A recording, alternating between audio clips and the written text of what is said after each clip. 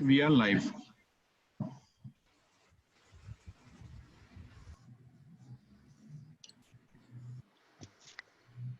Yeah, we've gone live now.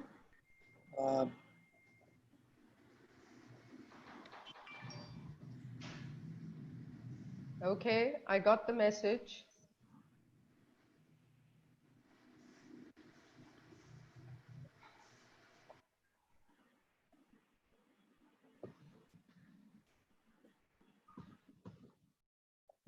Assalamu alaikum, everyone.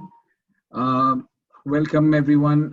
I would like to start the proceedings for this webinar.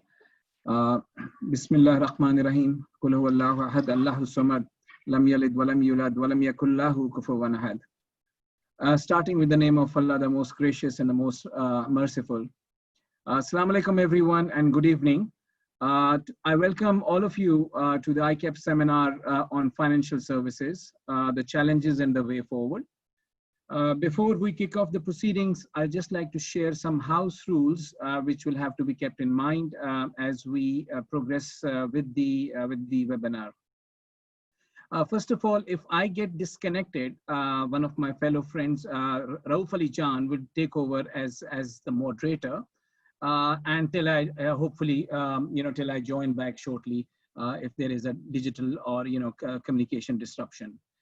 Secondly, if the same digital problem or communication issue happens with one of the panelists, I'll move to the other panelists with a question and we can regroup and recheck once the individual is back. We have the option of asking questions. So as we go along, and the questions for all the people who are listening to this webinar, they can put their questions in the question and answers tab in the Zoom, as well as on the Facebook Live. So it's a great opportunity for everyone to ask the questions, and there'll be a team working to make sure the right questions gets escalated to the panelists later on in the process. We'll also be running a poll. The poll results will be published once at the end of the webinar. And before we start the proceedings, I would just like to highlight the next few steps. Now I'll, just after this quick house rules, I'll hand over to Khalilullah Sheikh, the president of ICAP, for the welcome note. After that, we'll kick off the panel discussions. Then there'll be a Q&A sessions coming out of the feedback which you're receiving. And in the end, we'll have vote of thanks from Mr. Khalid Rahman, who's an ICAP council member and heads the PAIB committee of ICAP. So with this, I'd like to hand over to Khalilullah Sheikh, who's the president of ICAP, for his welcome note. Bismillahir Rahmanir Rahim. Thank you, Al-Mughan. Assalamu alaikum and very good evening to all the participants and all our viewers. First of all, my gratitude to all our speakers, our panelists today, Dr. Shamshad Akhtar Saiba, Jameel Ahmed Saab, Atif Bajwa Saab, Irfan Siddiqui Saab, and Irfan Ali Saab. Thank you for sparing time out of your busy schedules and gracing the occasion and taking out time to share your wisdom, your thoughts, your experience with our participants.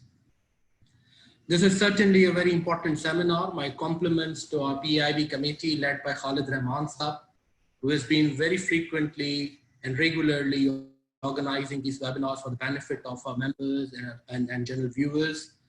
We had several such webinars before on economy, on various sectors, pharma, oil and gas, and now today on the financial services industry, which is certainly very central to any economy, serving all other sectors of economy. So Khalid Saab, compliments to you and your entire team. Now, coming to this important seminar, we know that COVID has hit every aspect of our life, every sector of economy.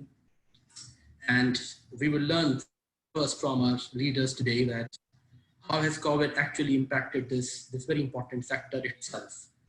Before COVID, we saw a sharp increase in interest rates for a very short period of time, and then post-COVID as a policy response, we saw several measures as well to support economic activity, reduction in interest rates, rescheduling of loans, payroll financing, etc. So what's your view about these measures? Because they are the people on ground dealing with industry leaders day in and day out. to what extent they feel this has actually improved the situation, what else should be done, what's their view about the overall economic affair. We would also learn from our esteemed speakers today. We have a galaxy of speakers, that how this COVID has actually, this adversity has helped their transformation journey. We know that even before COVID, this financial services sector, many players were reviewing their operating model given the financial services landscape, digital financial services landscape which is shaping in. So we will also learn from them to what extent this COVID has actually accelerated the pace of it. We saw regulator also bringing in some positive steps to improve the ecosystem in the digital financial space. So we'll learn from our speakers today about it. This AML FATF is also one area which I believe our participants would be interested in learning to what extent now they feel this sector is robust enough in terms of international compliance requirements. So with this, I believe that we will have an excellent learning opportunity today for all our participants with the esteemed leaders we have today from financial services sector. With this, again, a very warm welcome to you. Armagan, over to you. Thank you. Thank you very much, Khalilullah, for your welcome note. I would like to first highlight our panelists, members who are going to contribute and whose experience and expertise will draw upon for today's session. So we have with us Dr. Shamshad Akhtar. She is an ex-governor of State Bank, former minister. She has had international experience in multiple fronts on development finance, as policy setting roles with multilaterals. She's been VP with World Bank, and she's a representative of UN in multiple roles. And currently she's a chairperson of Karandaz in Pakistan, and she has taken a lot of the advisory and policy setting roles in her distinguished career. So extremely privileged to have her here. Next we have Jamil Saab. Jamil Saab, again, needs no introduction. He's the Deputy Governor of State Bank of Pakistan. Over 30 years of experience in central banking, both at State Bank of Pakistan as well as at SAMA. And he has been representing Pakistan at the Basel Committee, as well as other forums, including FSB. So very, very senior and distinguished career and expertise with us today. Then we have Irfan Ali Sahab from, again, State Bank. A lot of contributions at a very, very senior level throughout his role at State Bank of Pakistan. His contributions in policy setting, in supervision, around AML policies, around FATF matters, payment systems, settlement systems, and the policy-making role around branchless banking, so on and so forth, has been very, very active on the national front. So a lot of experience there. Then we have Mr. Atif Bajwa. Mashallah, he has had 30 plus years of international experience. He has served international banks in regional, cross-regional positions. He has been the president of MCB, Sunari Bank, and currently is the president and CEO of Bank Al-Falah. And he has been sitting on quite a few other corporate governance and other policy setting roles in positions of interest. We have also got with us Irfan Siddiqui Saab. Mashallah, extremely privileged to have him here. He has been the CEO and president of Mizan Bank from day one, from the time it got started right till now for the last 18 years. So he has seen the end-to-end journey from when it was the bank was set up, and now, mashallah, what the bank positioning is in the current FS sector. So extremely proud and extremely honored to have such an august company here today to share their thoughts. And I would like to start with Dr. Shamshad first on. So Dr. Shamshad, as it was, Khalilullah just mentioned a bit about COVID and the challenges it posed. Now we all know it's a unique crisis we are in many ways. So it affects us. It's not a financial services crisis. It's not an economic crisis in itself. It's a humanity, it's community, it's our families. Everything is in it, right?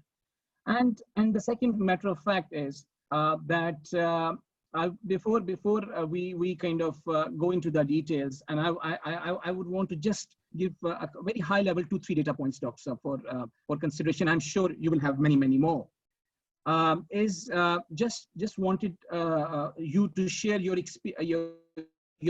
oversight over the banking sector in Pakistan and the financial services sector. Obviously, you have been at a very, very important and critical positions at a national level. So if we look back 20 years, we have had significant progress in financial services. We have had in the last decade, the assets, liabilities, and investments of the banks have almost doubled. We have got 30 plus players now.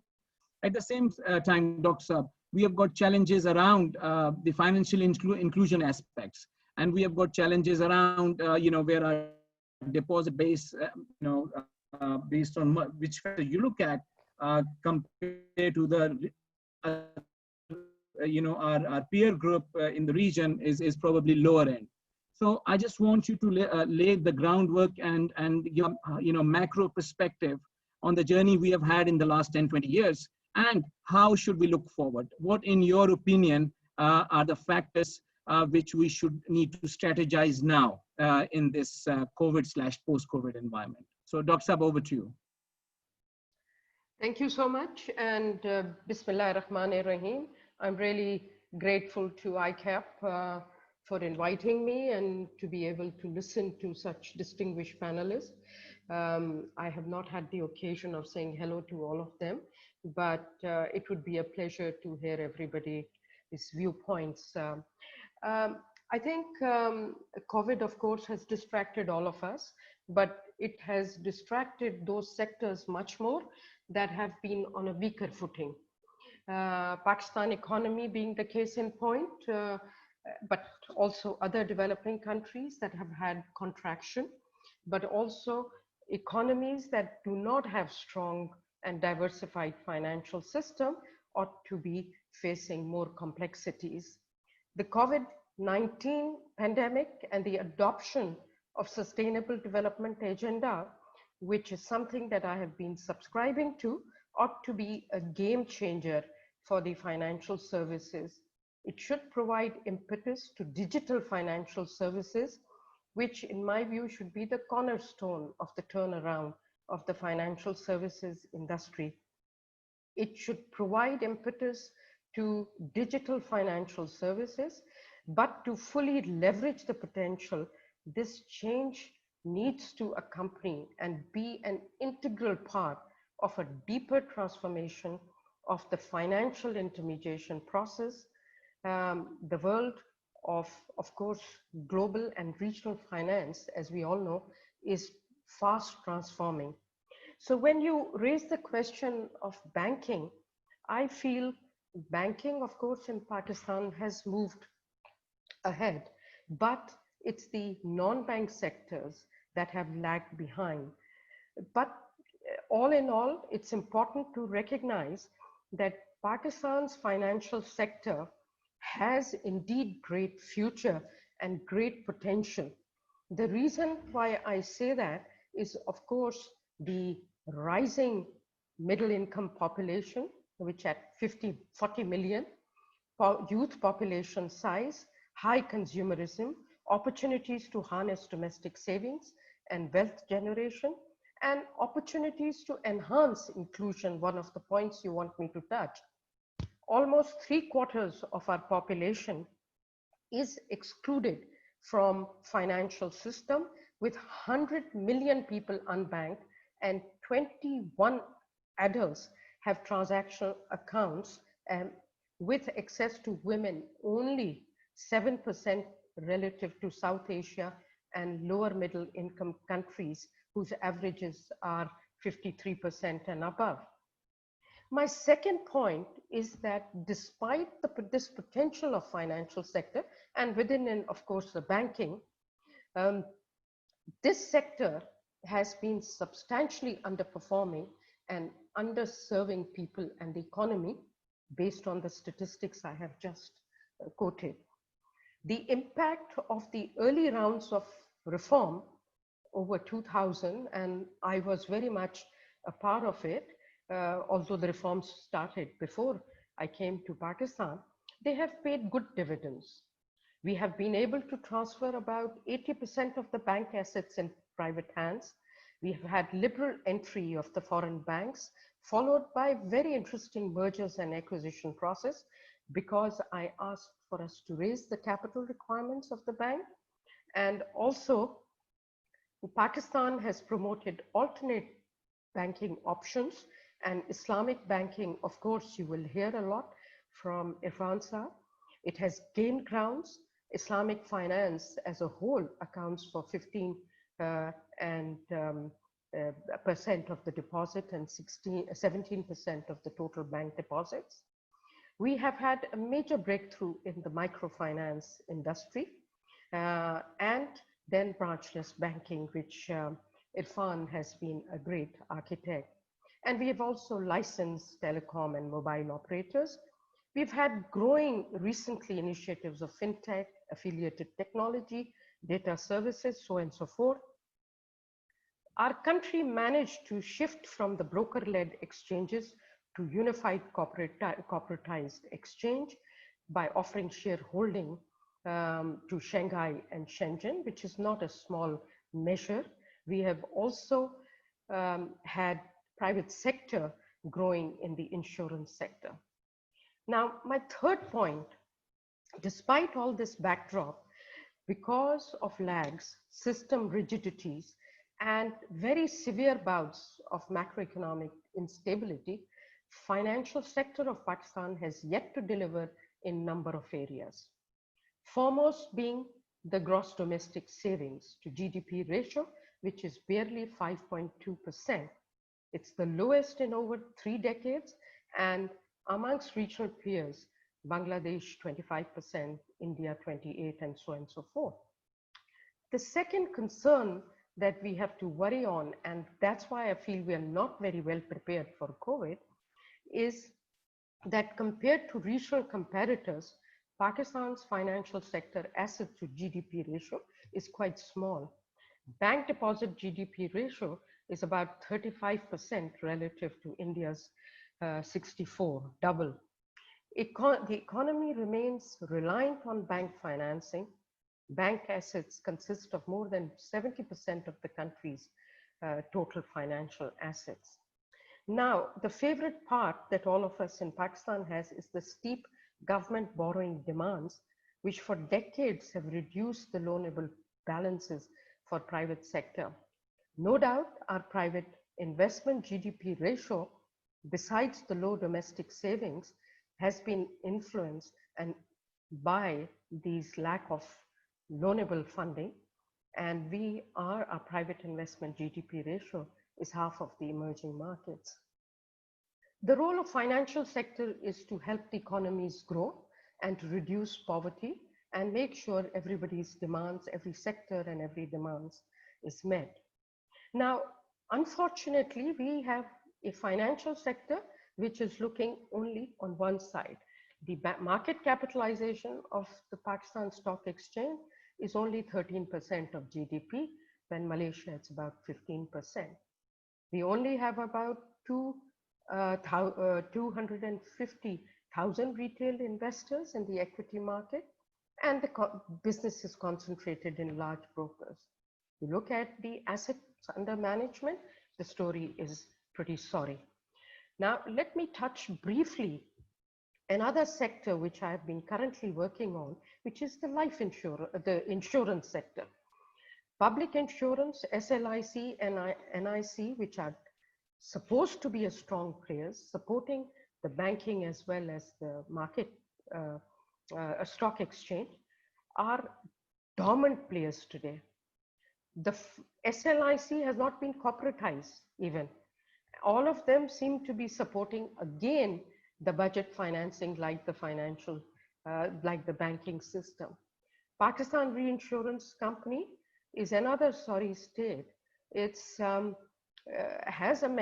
enjoys preferential treatment. It has a statutory protection, and it tries to all the general insurance have to place mandatorily a certain business with the PRC. Now, when you look at the financial positions of these companies, it's pretty worrisome.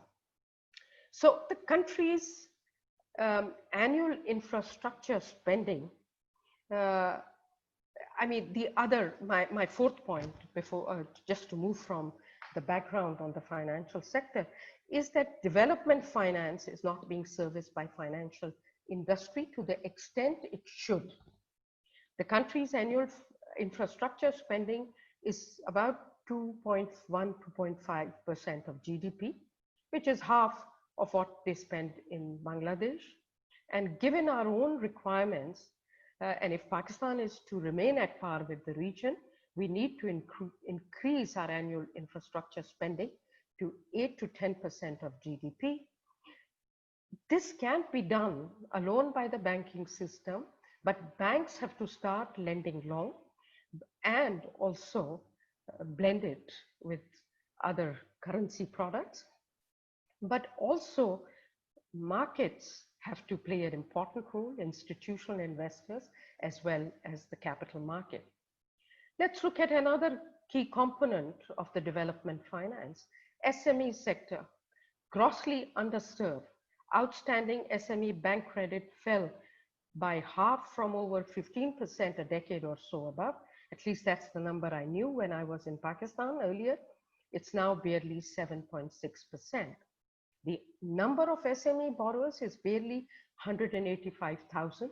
These are State Bank statistics. Third, and the last area that I'd like to touch on the development finance is that we don't have a strategy to finance the sustainable development goals. We have such lack of coverage of basic services. There is no concept of municipal finance in this country. Municipalities are in a dire state. Funding for climate adaptation and mitigation, which is increasingly coming from the private sector, given that particularly our fiscal deficit is reaching 10% of GDP, has yet to evolve. Financial system is not only underserving these, but is losing the opportunity to exploit these businesses.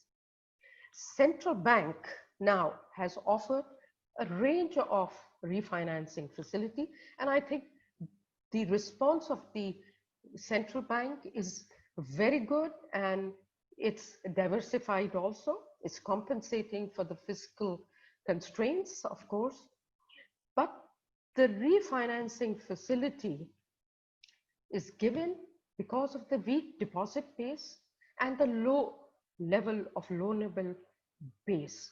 Now, obviously, in COVID, there is a liquidity issue, so it's legitimate to give these refinancing facilities. But we have gotten out for a long time from these kind of priority lending approaches and refinancing facilities which have an inflationary impact.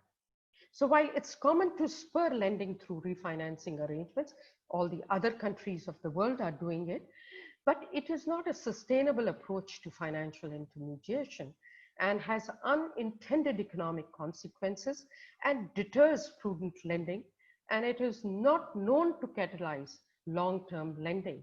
And we have, on the other hand, 40% of the currency sitting in the banks. Our system has kept going without a radical breakthrough in deposit mobilization or to break the burden on the banks of the budget, which is, and also financing public sector liabilities. So public sector is crowding out private sector, and private sector is not going out to raise the deposits. Pakistan, in my view, now needs to, having launched the reforms in the past, it's time to wake up. We need to embark on comprehensive, integrated financial sector strategy, not just banking strategy. Of course, we have separate regulators, but that is, in my view, is also a real source of the problem because coordination is weak. So what should it do? It should address the financial market segment's inadequacies and shortcomings. It should address the problems of the ecosystem because banks can't lend if SME policy, legal regulatory framework is not right. Same, you give mandate the banks to give 5%, of their credit, of their total credit to housing. But what of all those distortions in the housing sector? Same for the infrastructure. We don't even have proper credit enhancement mechanism as yet. Insurance sector, which provides long-term funding, is directed again to the budget. The role of development finance needs to be nurtured further, not just by the central bank, which has done relatively better, but the development finance institutions, DFIs, are dominant players. Everybody seems to be investing in government securities, up to 40%, 80% in case of some of the insurance companies. And equity markets, of course, are a big mystery to me. I have had the opportunity to work on the capital markets in 1990s, and I'm very proud that there was a major transformation. We moved from a broker-led governance model to a corporatized model of exchange, and we have had induction of corporate players. We have had Shanghai and Shenzhen there, but there is still a lot of work, but there is a lot of promise also there. Let me get to my fifth point, which will lead me into a conclusion. Besides the resolution of inherent structural rigidities of the financial sector, I think Pakistan needs to recognize that there has been a sea change in financial landscape of our regional competitors. So Pakistan has to have a standing in the region. It has to compete. A vibrant and well-diversified financial sector with stronger risk appetite is critical for leveraging funding for SDGs, which is what I look for to mobilize the financing, and also for sustainable infrastructure development. Also, we require companies should be seeking finance to comply with ESG guidelines. Global central banks have now taken the technical work to seek companies to report climate disclosures of projects. Regulators are now galvanized and agreeing on the taxonomy of the regulation for climate finance. And I have been engaged in some of that work. All these developments have implications for Pakistan's financial system. Our central bank has been aware of it. It's done green financing guidelines. We need to do much more. We need to issue, banks need to issue green bonds. Bank needs to manage the transition risk of the stranded assets and so on and so forth. The sector needs more systematically also embrace new technologies, which is the cornerstone of the future transformation. So we need digital banks. We need contextual banking like e-commerce and other online industries. Banks have started to realize that they are sitting on gold mine in terms of customer data. So we need to tap all of this, big data, artificial intelligence, digital, and one can go on and on for all this, but I think the bankers here already know that. Most of all, we need to give more impetus to fintechs because Asia is now the leader in fintechs. It relies on technology to automate financial services and can offer a wide range of services provided financial ecosystem. They require access to the bank system to get real-time customers' information. So what are we doing in Karandaz is my concluding point. We are working very closely with government of Pakistan, but more so with the central bank, basically to promote digital financial services because we have been sponsored with the funding of the DFID as well as Bill, Melinda and Gates, which is big on digital financial inclusion.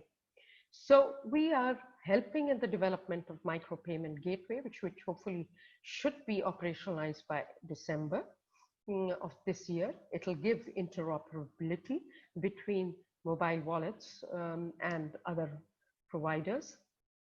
We are helping SECP digitize to enable electronic collection and storage of enterprise records. We have just done jointly the STRs, Secured Transaction Registry, We have promoted Pakistan Microfinance Investment Company, which is a wholesale investment company, and it serves 20 borrowing institutions to provide liquidity. And PMIC has 7.3% of the microfinance market share.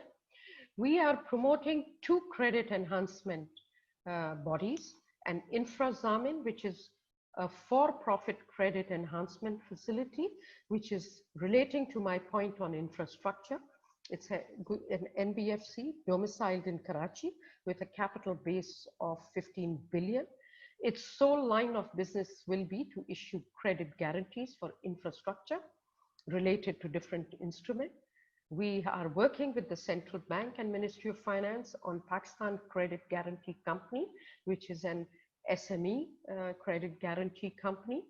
We are in the process of working on establishing a real non-bank SME institution, and we are working on the regulatory framework for digital banks, and we are working hand in glove with a lot of these players in order to get the regulations right and all that. So I'm going to stop here, but just conclude by one word, that future of financial sector lies in continuous strive to reform not only the indigenous power of the financial sector, but to embrace the multiple frontier technologies, and to make sure they are married effectively, because there is great potential to enhance financial inclusion and to do development finance through the frontier technologies. Thank you. Thank you very much, Dr. Shamshad. Thanks very much for the elaborate and detailed overview of the challenges as well as the opportunities which are out there. So being an optimist, yes, there are lots to be done, and we absolutely, I think your view has been very, very to the point, covering all the angles in the ecosystem. And it's something which we all will discuss now and take it forward. So thank you, Dr. Shamshad, for your very, very elaborate thoughts. So moving on to Jamil Saab now. Some of the stuff which Dr. Saab has highlighted, it revolves around, increasing the depth and as well as, embracing the vision of State Bank into the future of financial services. And there were a lot of dependencies on the fiscal measures, as she talked about. But just want to hear from your perspective, Jamil Saab, as to the vision of State Bank of Pakistan.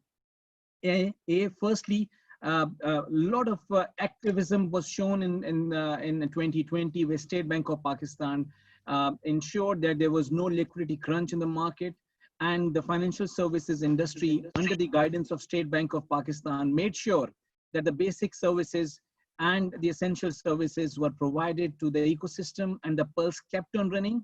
And to some extent, the pulse was raised as well under the guidance of State Bank of Pakistan.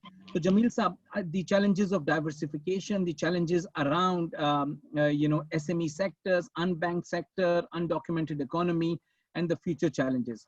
So just want to hear your thought points around State Bank of Pakistan's vision in this space, sir. Bismillahirrahmanirrahim.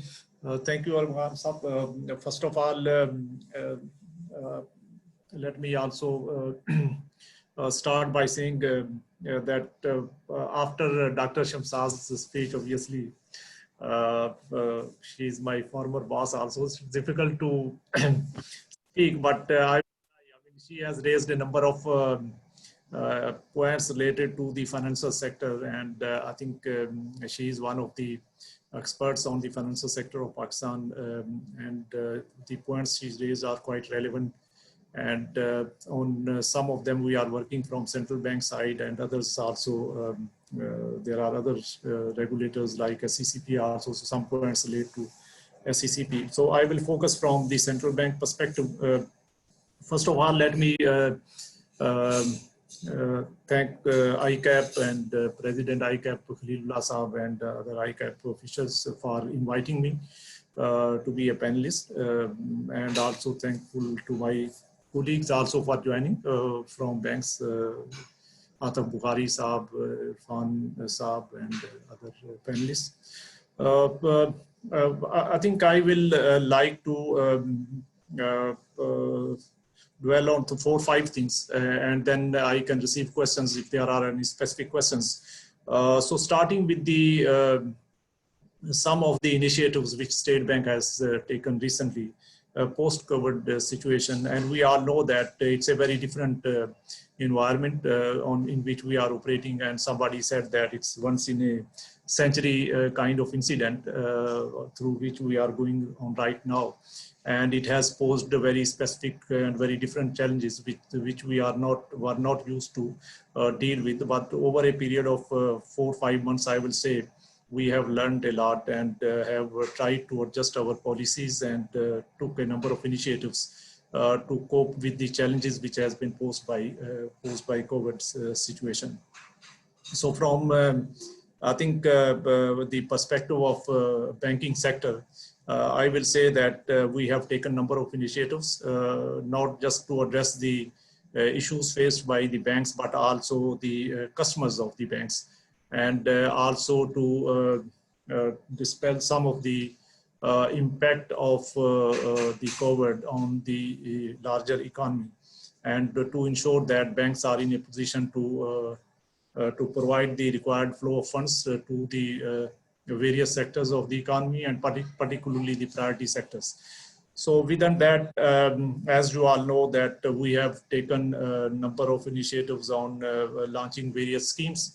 And some of those schemes are quite successful, I will say, although previously whatever we have done on the priority sectors, particularly the SME, we took a number of initiatives. But unfortunately, those schemes could not effectively take off, and there was very little uptake in those schemes. So we are in the process of reviewing those schemes also. But as far as the recently launched schemes, including the Rozgar scheme, for instance, which is a kind of flagship, become a flagship scheme for saving the jobs in the country. So that's a very successful scheme. We have already crossed 125 billion mark, the refinance which we have provided to banks, and then they on lend to various sectors of the economy, and that includes SMEs, medium-sized corporates, as well as larger corporates. So as a result of that, we have been able to save something like 1.3 million jobs of the recipients of these funds from banks. So that's a significant amount, I will say, and that is still continuing. We have already extended the date for availing this scheme. So more corporates, if they haven't already benefited from this scheme, they can benefit from that. Second scheme, again, so this was more focused on facilitating the corporates and small enterprises to withstand the shocks of COVID. But from a longer term economic development perspective, we have launched another scheme, which we call TURF. TURF stands for Temporary Economic Refinance Facility. So that scheme is a longer term financing scheme, similar to what we already have LTFF, long-term financing facility, which was focused on certain specific sectors and particularly the export-oriented sectors. But this one new scheme, which is TURF, is Temporary Economic Refinance Facility, is more focused on generally on all other sectors of the economy. So it's a 10-year scheme, which is meant for not just the greenfield launching of greenfield projects, but also for availing BMR by the existing projects. So we hope that with this scheme, the industries will be able to take risk and will install new projects or will modernize the existing projects so that they can contribute in the economic activity more effectively.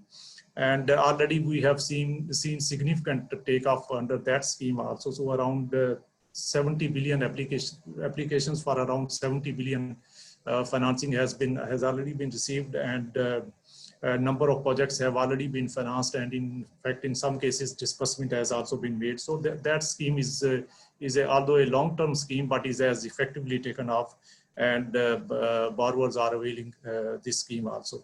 Then we launched a covered hospitalization scheme, which means that we can provide healthcare facilities. Initially, it was focused on the covered related facilities, but subsequently now we have enlarged the scope of this scheme. So that's more focused on developing health infrastructure. Because this is one area where we are facing problem as a nation. So we thought we should play our part and contribute something in building up the health infrastructure in the country. So that's the other scheme. Then in order to facilitate the existing borrowers, we have allowed them deferment of principal facility. Which means that the borrowers which are facing problems due to COVID situation or due to the adverse effects on their business, and they are not in a position to repay, so they can avail deferment in principal repayment, or if they are facing some structural problems, then they can also benefit from the restructuring scheme, which is another scheme which has been launched. So they can go to bank and restructure their loans, provided there is a justification and their business is viable.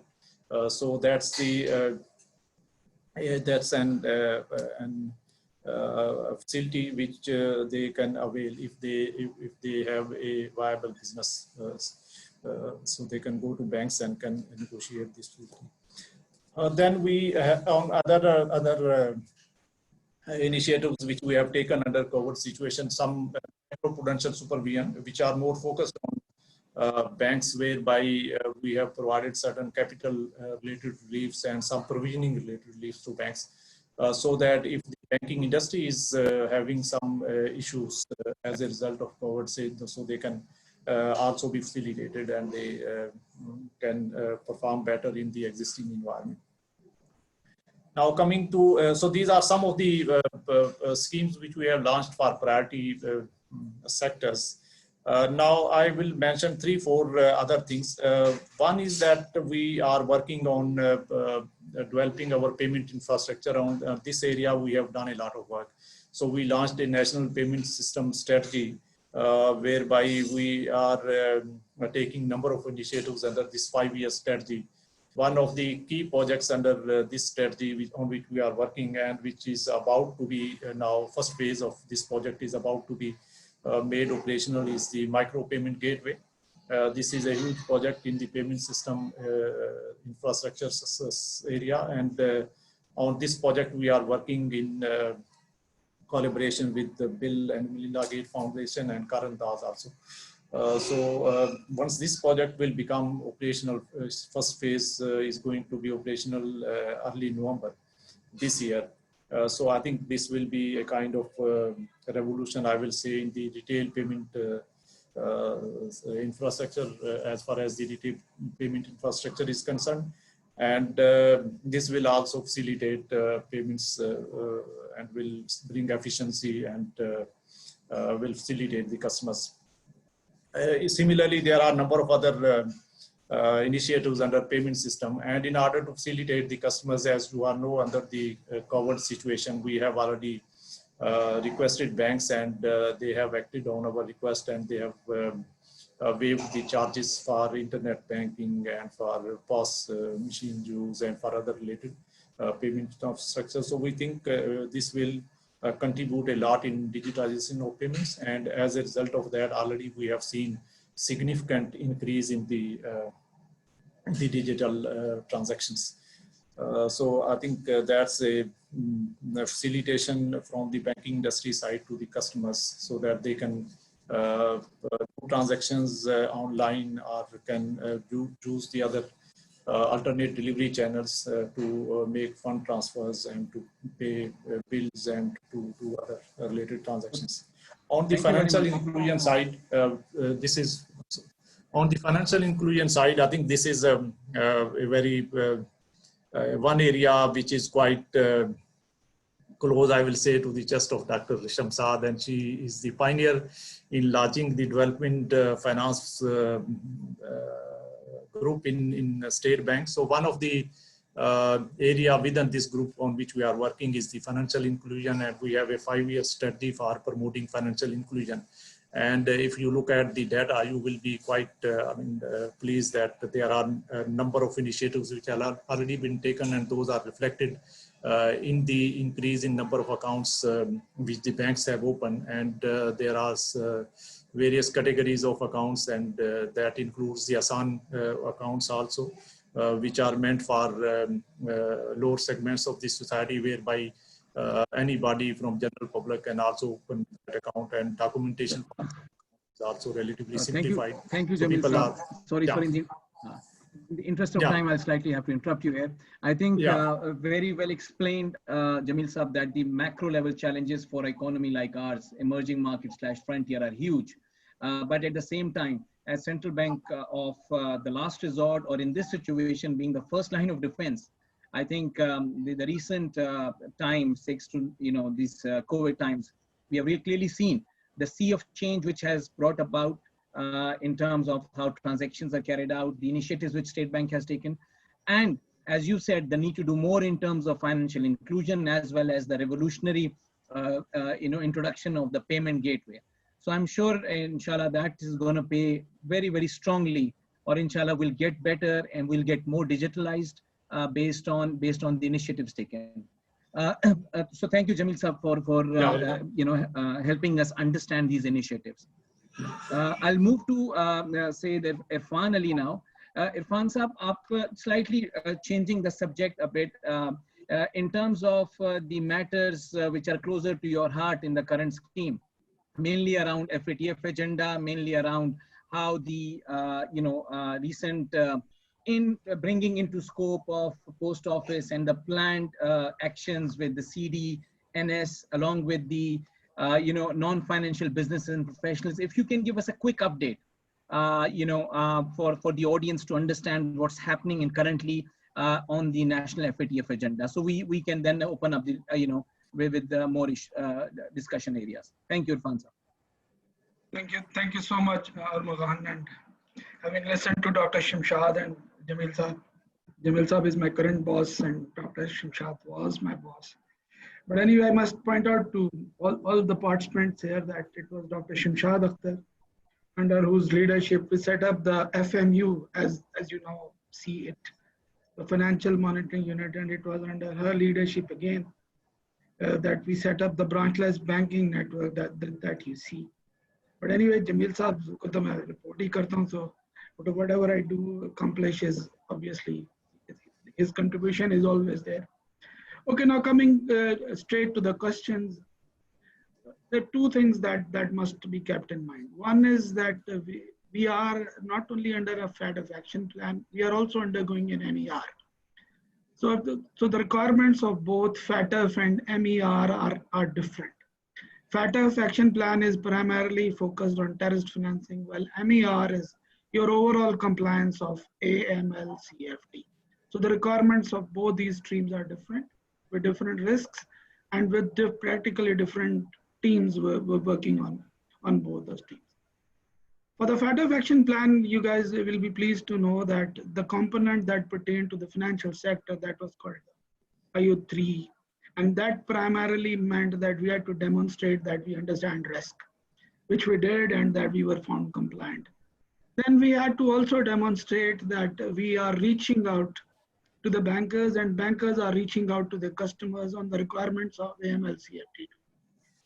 That portion too has been rated as compliant by the FATF evaluation team. And so the financial sector and State Bank of Pakistan, obviously not alone, this is State Bank and SECP and others. So there is and FMU and the Ministry of Finance. Everybody is playing a good part in it, but naturally State Bank has taken the lead, and we have done well. Then we have carried out some very serious inspections, and those inspection results have been fruitful from a regulatory point of view, but bankers like you will feel unhappy about the penalties that have gone in. But anyway, resultantly what has happened is that the systems and procedures, name screening solutions, artificial intelligence mechanisms, the mechanism to catch prescribed and designated individuals, all those are in place. And in fact, none of the items that pertain to State Bank of Pakistan is non-compliant. In fact, we are in most of the items that pertain to State Bank and the financial sector, we are compliant. but we are we're trying to improve the position as far as overall AML CFT compliance is concerned. Then comes the question of the two entities that you talked about. They are CDNS and Pakistan Post. So what has been decided is that there is an oversight board for both these institutions, and State Bank is a member of that oversight board. And so are the CDNS personnel, the Ministry of Finance, and the Pakistan. So these are two separate oversight boards.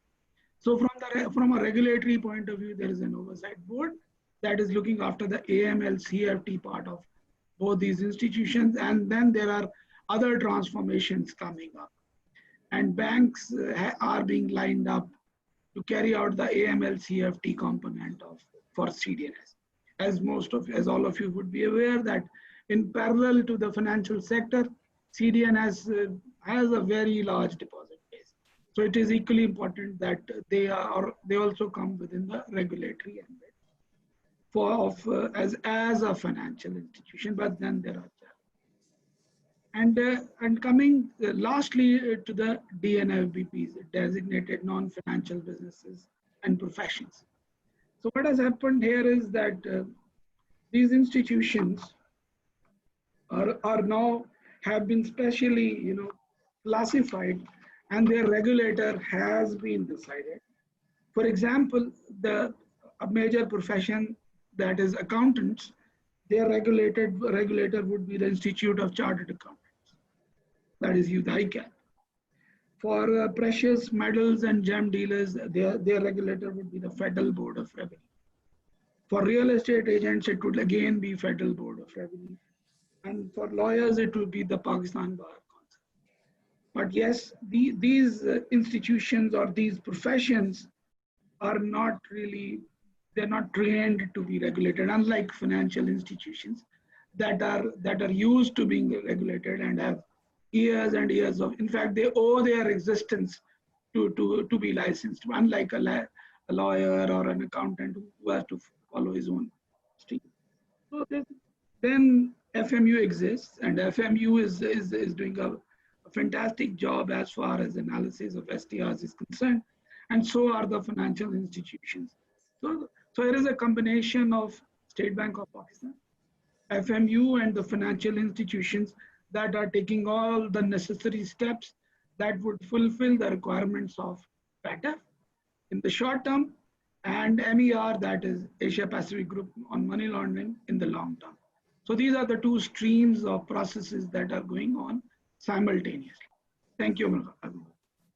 Thank you, Irfan sir, for such a detailed and very clear view. कि बाकी sectors भी financials के अलावा बाकी sectors भी अंदर आ जाएंगे as part of this bigger play as a part of the national agenda. So moving quickly to Atif Saab. Atif Saab, what we have heard now, and we know as sitting in the profession, this is a watershed moment for us. आगे चीजें कैसे होंगी? Digitalization has been talked about. New operating models, new reach out to the customer. So we started off with this crisis in a mode of resilience, right? Laptops scramble, VPNs, get everyone to work. Now we have moved on. Now we have to go forward in a new normal. What is your take on the impact it's going to have on processes as far as people, governance, and the overall system of the financial services, banking institutes are concerned? Thank you, Argaman. Again, let me also thank you ICAP, Khalil Sheikh, as the president of ICAP, for having invited me to be a part of this panel. I think it's been very interesting to listen to the comments that have preceded mine. Clearly, Dr. Saba has a world of experience, globally and in the central bank here, and of course, she's involved in some really developmental stuff even now. I think her highlighting the issues in the financial services sector where the shortfalls exist, whether it's the lack of capital markets or the development finance institutions, lack of focus on SMEs, poor financial inclusion, savings rates, etc., are absolutely right. So I 100% agree with that, and that's been a problem with the Pakistani financial services sector to address these things. And I think this is an opportunity that, being an optimist too, like yourself, I see as a real opportunity to address some of these things if we get our minds together. Clearly, the short-term objective has been, as Jamil Saab pointed out, to address the immediate issues that the customers have faced, and that have been primarily around liquidity. And customers to survive a shock of this kind needed to be supported by enough liquidity in different ways to just survive. And the various types of support and relief packages that Jamil Saab pointed out were doing exactly that.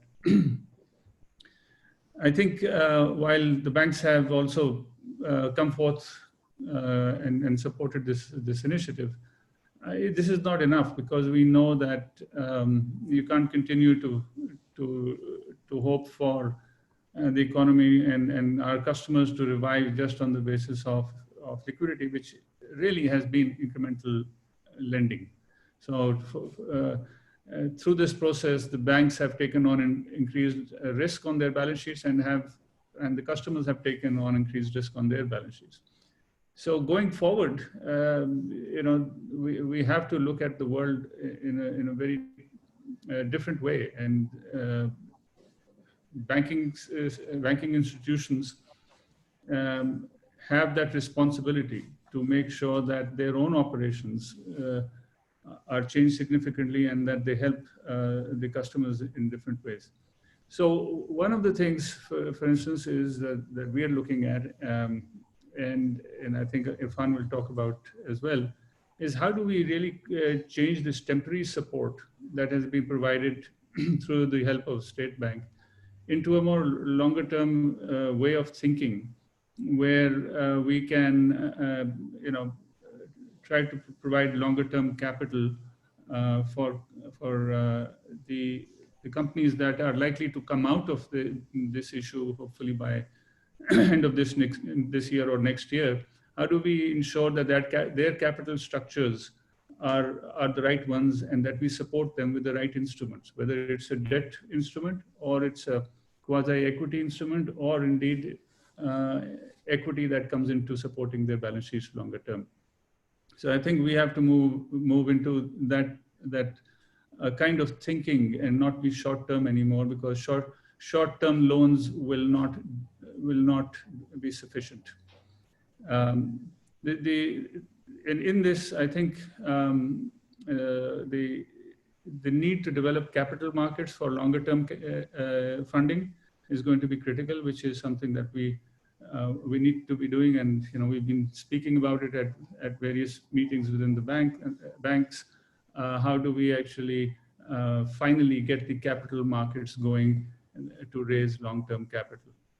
DFIs, of course, have to play a role there, absolutely critical. But also here, SMEs, the ones that are most affected by this shock and have not had the capacity to withstand this shock in many ways.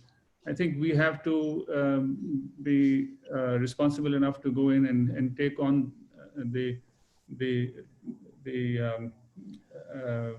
task of helping SMEs to come out and not only survive, but to become more efficient players for the future. The future is different for each sector. I won't go into too many details there, but we have to really be looking at some sectors that will survive as is, some sectors that will need to go through significant transformation to survive, and there will be other sectors that will probably not survive.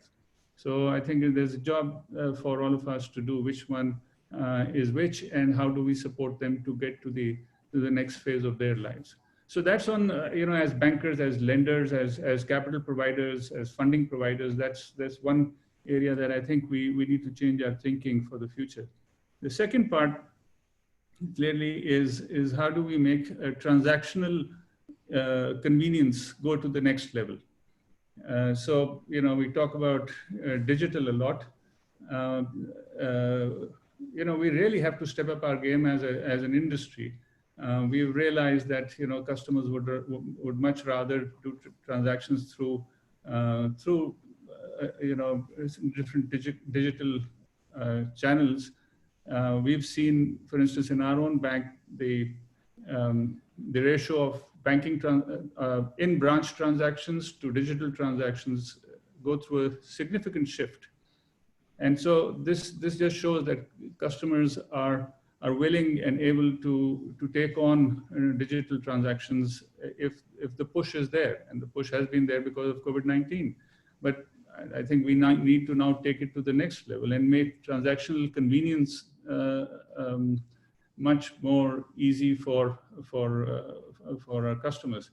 And that is just not, you know, having an app, and that's not just having internet banking. It really means fundamentally changing the processes that we currently go through, which are very paper-based and time-consuming, and convert them to digital transactions inside out. And that also means that we have to take this outside of the banking sector also. So a lot of our paperwork actually comes from outside the bank that we have to then decipher and take decisions on or conduct transactions on. We have to push that end also to become digitized. So one of the conversations that we're having with NAFTA is that, you know, this low-income housing scheme that is being pushed aggressively by the government and being supported by the State Bank and of course the banks needs to, since it's being created from ground zero, we need to make use of technology and digitize the whole process so that, you know, titles are digital, transfer of titles is digital, transparency is ensured, and the whole process at the end becomes digital as well. I think if we do that well, it will fundamentally transform the way we do banking and how customers interact with us. So those are just two or three areas that I thought that I would highlight. There are many others, but I think there's a paucity of time. One thing before I let you go to Irfan is that we have to ensure that HR becomes, our HR strategies are focused on making ourselves future-proof. So, you know, that's an easy word to just put in there, a phrase to put in there, but it's a very tough task. We have to ensure that the future HR of our institutions is geared towards technology and towards digital and to a new way of thinking. Thank you very much, Atif, on this one. I think very topical. You brought in the concept and the as originally also Dr. Shamshad said about responsible banking, and it's not about the app; it's about the customer experience you bring into end to end, and also the supply chain. Any new processes which you're looking through, any new changes, they have to be paperless. They have to have that you know, part of heart and soul of banking in it, rather than simply an app. So this brings us nicely into the question which I really appreciate, Irfan Saab. You have been very patiently waiting here because the discussion was so live. There are a couple of questions. I understand you have got some personal commitments, so I'll lump both the questions together for you. So the first part of Irfan Saab is around Islamic banking. You have been at the forefront of this leading Islamic bank in Pakistan. With the challenge of unbanked, with the challenge of people where there's a lack of trust, and immediately our faith comes in. So how do you see these faith as well as the responsible banking coming, where Islamic banking has a big role to play in the future of financial services? So I think that's the first part of my question, and if you can highlight your own journey and experience, that would be very helpful. And secondly, because we talked about the liquidity challenge and how State Bank and other facilitating banks facilitated the liquidity challenge. How would you see going forward in 12, 18 months time, whether we would be sitting on a significant credit risk which may balloon up for the industry? So Irfan Siddiqui sir, thanks for your patience. Right, Bismillahirrahmanirrahim, Assalamu alaikum. I think being the last sometimes is very challenging, but it's always a delight to hear Dr. Shamshad. Since you asked about Islamic banking journey, she actually inaugurated our 100th branch. I don't know how many years ago, but mashallah, now we're sitting on 800 branches, in about seven, 8 years time. So our journey of Islamic banking actually started as a thought process in 1995. So it's like 25 years ago. And that was purely driven by faith that, you need to move to away from riba. So we started our journey as an investment bank. It was called Al Mizan Investment Bank. And then in 5 years later, we had the opportunity of acquiring Society General in Pakistan, which gave us the license to do commercial Islamic banking in Pakistan. And I'm really grateful to State Bank. Jamil Saab was there at that time as well, and Dr. Ishrat, that they granted us this first ever license to do Islamic commercial banking in Pakistan. There was no concept of, commercial banking in truly Sharia compliant way. And it was a big struggle. Initially, we started that journey with about 30 people only.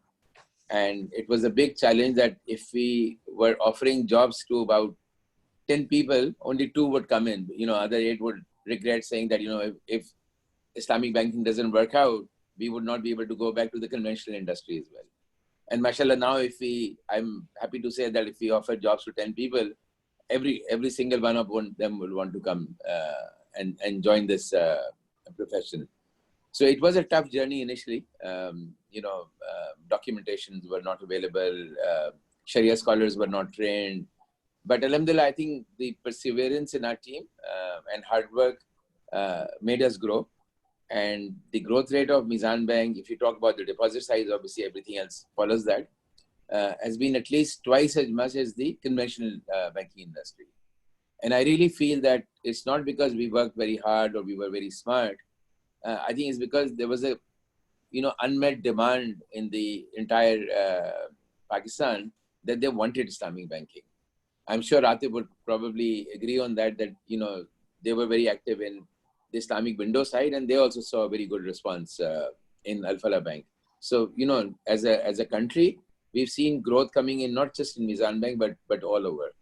Obviously, Mizan is the largest, so, we actually direct the market as well. We are about 1/3 of the total market. But alhamdulillah, the awareness of Islamic banking is getting greater and greater. And in this journey of, I think, 18 years now as a commercial bank, we have more than 2.5 million accounts. So I think it's very fast progress, about 20% growth year on year in deposits. So that really shows that there is this vacuum available and a need as well. And sometimes, if there's a hype that, you bring in a slogan of Islamic banking, some people will join you, and very soon you realize that if it doesn't work out, then people will start diminishing. Mashallah, in the entire Islamic banking spectrum, whether in dedicated Islamic banks or the conventional banks offering Islamic windows, I think that growth momentum continues. So, from being the smallest bank in 2002, I think it was number 32nd, we are probably now the 6th or the 7th largest in terms of different benchmarks. So I think the message is that Islamic banking is here to stay. It's got a lot of potential, and inshallah it will stay. The other thing which I feel, especially the audience here are chartered accountants, and so am I as well. We need to bring in transparency into the system.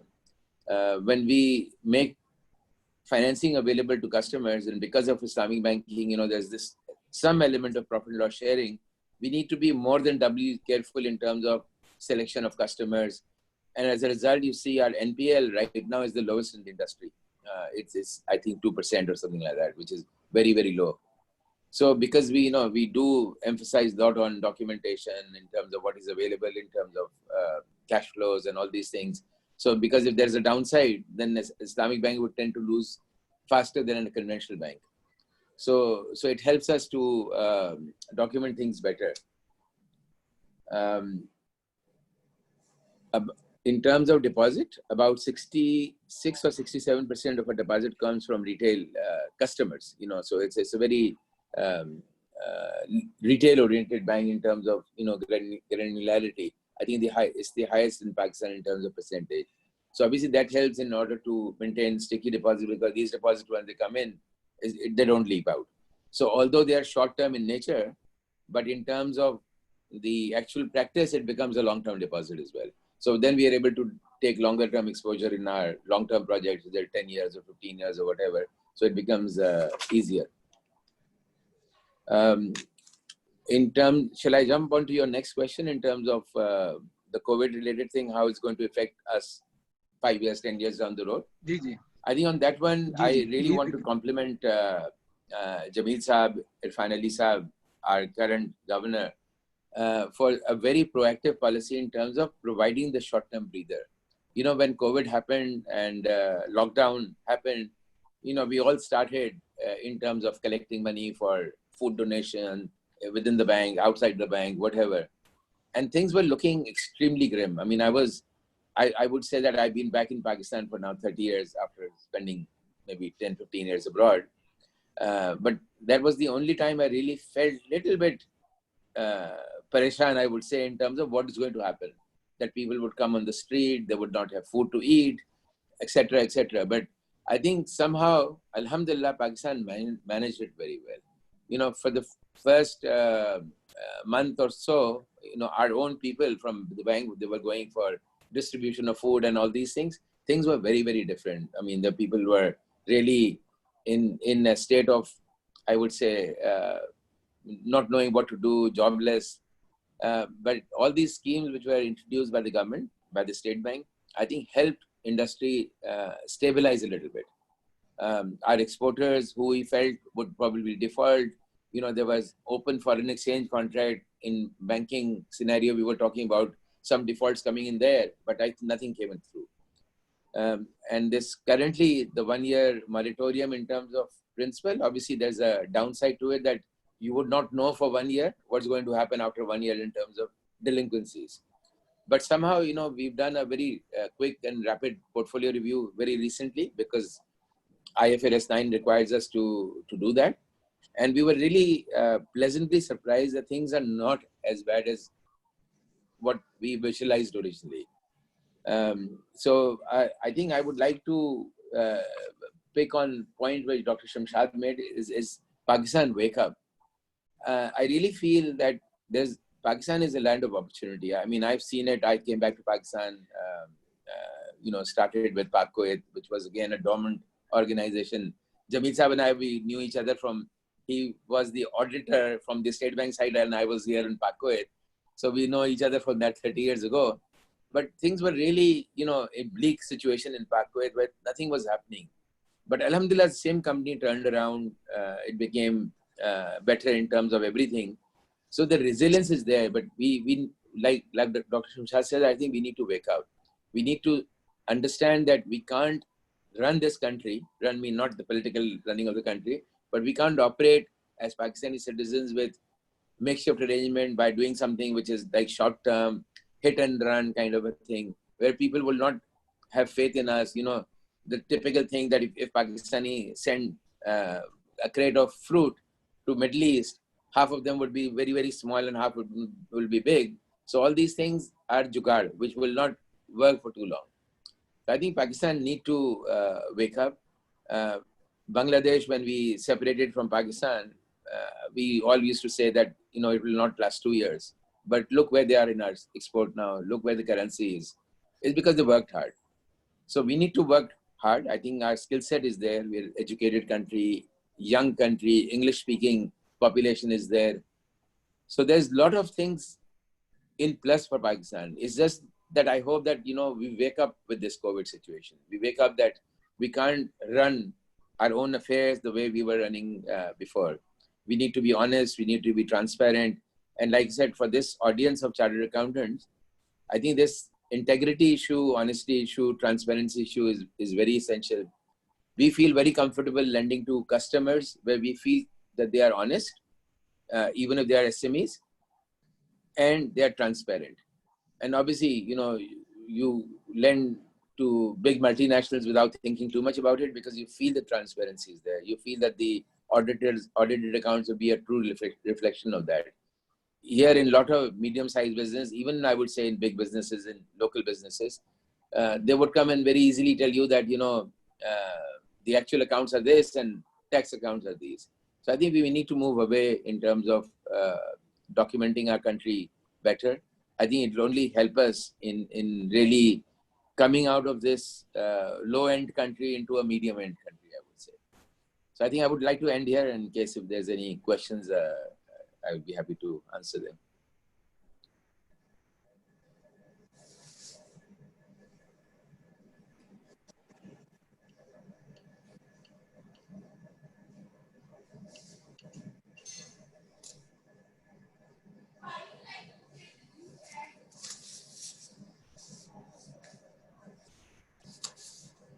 Sorry, have I ended too soon? Nobody is talking. No, Irfan, thank you. Okay. Thank you very much. Actually, we have lost our moderator, so Yeah, he'll be just come joining back. us soon. Yeah, So I'll I join think it's back. very timely. Khalid Saab, He's I'll there. just come back. My apologies. Okay. Yeah, so just to sum up, just the last part which Irfan Saab mentioned, Pakistan is a land of opportunity, and it's a wake-up moment for us. He talked about the right transparency in our standards of lending, and as a result, in his experience, we have had his organization have had very low kind of losses. So I think it's all kind of looking at the opportunities which this country presents to us, and as responsible individuals, as institutions, and players of the ecosystem, we have to make sure we go about in a way where we feel our accountability towards the country in terms of doing the right things. So thank you very much, Irfan Saab, for your thoughts. I'll just quickly go back to Jamil Saab for a couple of quick questions. Jamil Saab, looking back, though the last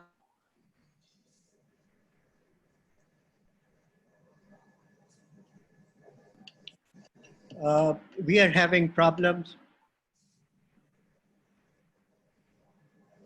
I think we've lost Arwan again.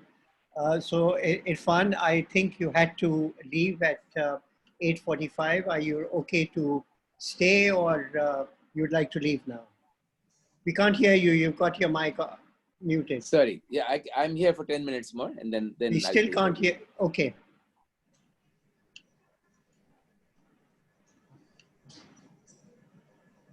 Sorry, I came back, just double checking. So Jamil Saab, my question was, if I'm not interrupting anyone, was how has this journey been?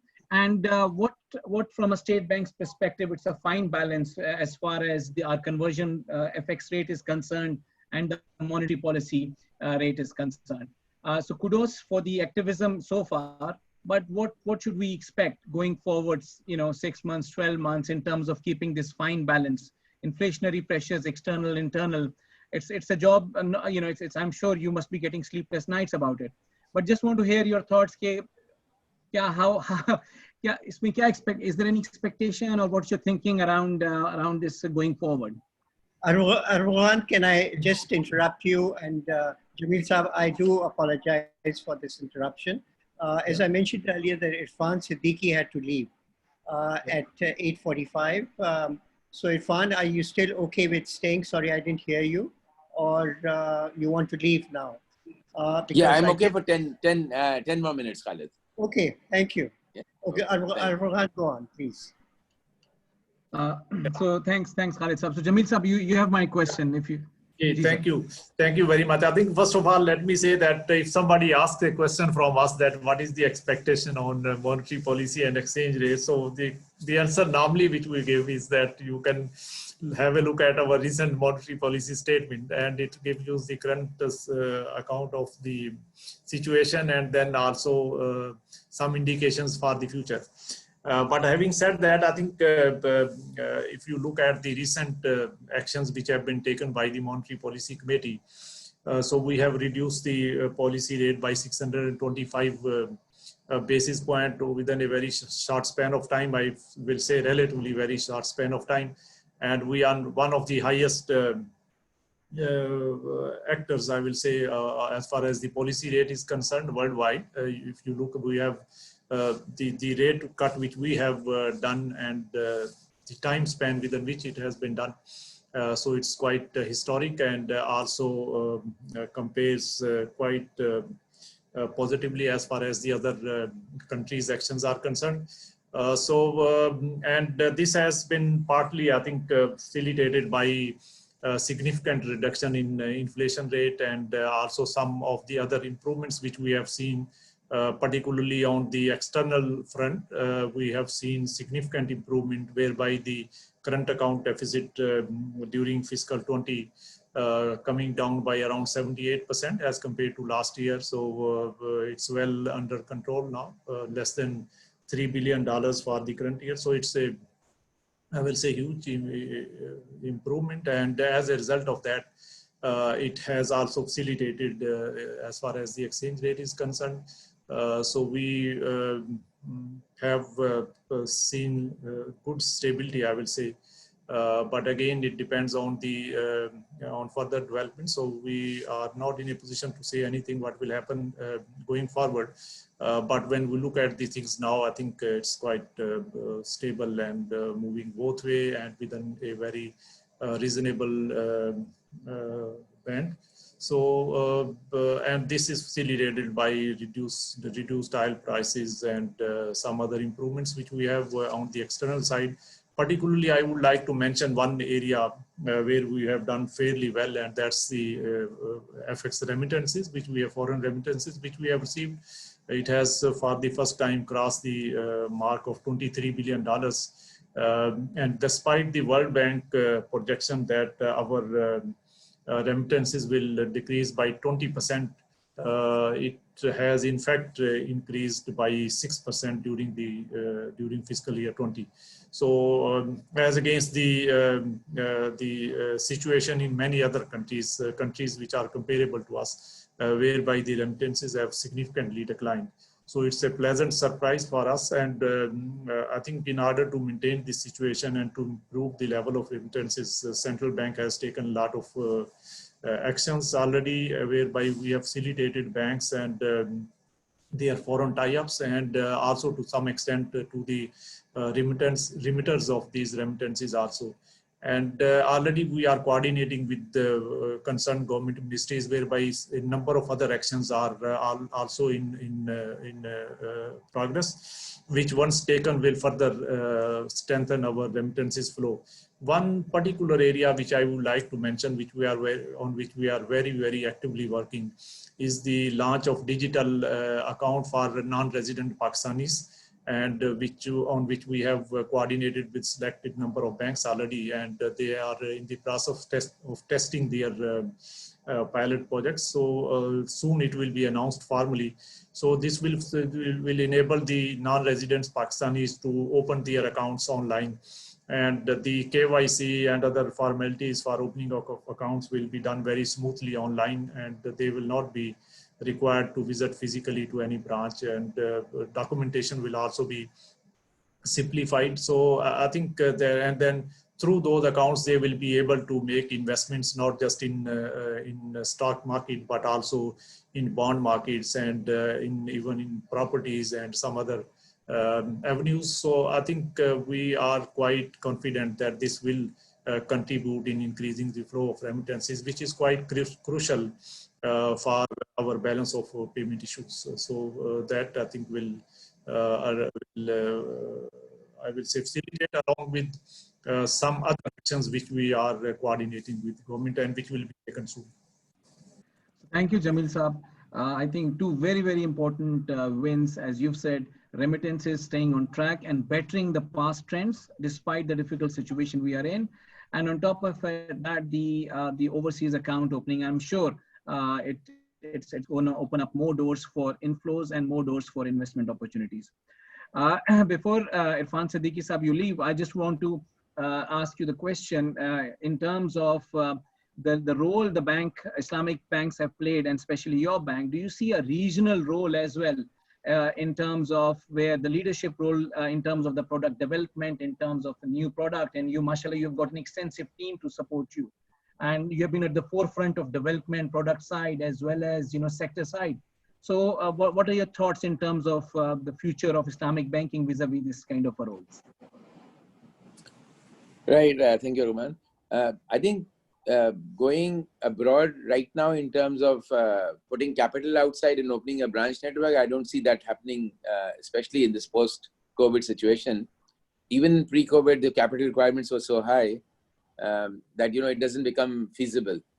But in terms of technology or transfer of technology, I would say for Islamic banking, we are helping a lot of banks outside Pakistan as well in terms of product development, providing training support, providing Sharia support.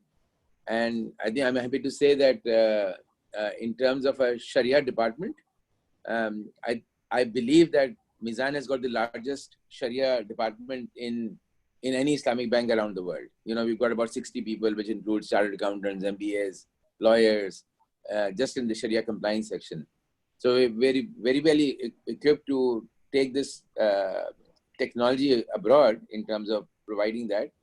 And our previous government, our finance minister, when he went to London, Darsa, he said that I was very sad that London wanted to become the Islamic banking hub for the world, whereas in Pakistan, we've got so much happening, but we are lacking behind on that. So I'm sure that, with some hard work and consistency, Pakistan can be in that position. And especially now being digital, everything is happening digital through these Zoom conferences.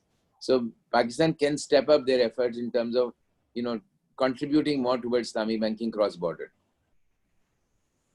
So thank you very much, Irfan Saab, for your thought, and thanks for your patience for staying with us. So my next question is for Sayyid Irfan Ali Saab. In terms of, sir, the measures which we have been, which the bank has taken so far, and we move into the the future, future territory in terms of the 5 years and 10 years plan, and the regulations around the payment system and making sure the banks are digital. How do you see the payment system, the e-wallets and the EMI regulations, digital bank shaping up in terms of next 2 to 3 years? Because it's absolutely important that banks step up to the task which is being out there in terms of this particular ask. So what are your thoughts, Irfan Ali Saab, on this? Yeah, thank you, Armughan again. I think the thought here is that things are shaping up for the better. In fact, in the past less than 1 year, we have already given since e-money institution licenses. The number of e-channels itself is increasing. As Atif Bajwa said, the way the digital thinking is evolving. Then State Bank of Pakistan is working on a licensing, on a policy for digital banks. And we are getting calls from venture capitalists to invest in Pakistan in the high tech area. And State Bank of Pakistan is working on a micro payment gateway. And the government independently, the Ministry of IT is working on an international payment gateway. So the way these fundamental changes are coming in place. And so in the next couple of years, I see a major transformation from the conventional way of doing business to the digital way of doing business. That is that I see changes in what Jamil Saab told you. There are digital accounts coming up. So we will soon be making that announcement. In fact, the Prime Minister will be doing that. Then we have, as you are most all bankers are aware, there is VBOX, so trade is being digitized. Then there is the Pakistan single window that we are working on with FBR, State Bank, and the financial sector. So I see a lot of positivity. Where I see things lacking is where I get worried about ads coming on about banks talking about free checkbooks, for things which pertain to paper-based transactions. So that is where digital comes to challenge. Otherwise, things are very much positive. So my request or advice to the financial sector would be to have a keen look at their processes. For example, in State Bank of Pakistan, we revisited our processes, and right now we work on a knowledge management system, whereby each and every department is linked with each other through technology. So no more paper files being moved, no more pen signatures by pen. So it originates from the grade 2 officer, and it goes directly to the governor, or it ends up at my level or the director level or the deputy. So the organization has spent money on not only on systems, also on people. So start to spend money and effort on training people on digitization. Digitization will happen. It is happening, and it is happening. COVID-19 is I shouldn't be saying that, but obviously COVID-19 is not a pleasant experience. But from a digital point of view, it is indeed. It has changed the way we do business. Yeah, thank you.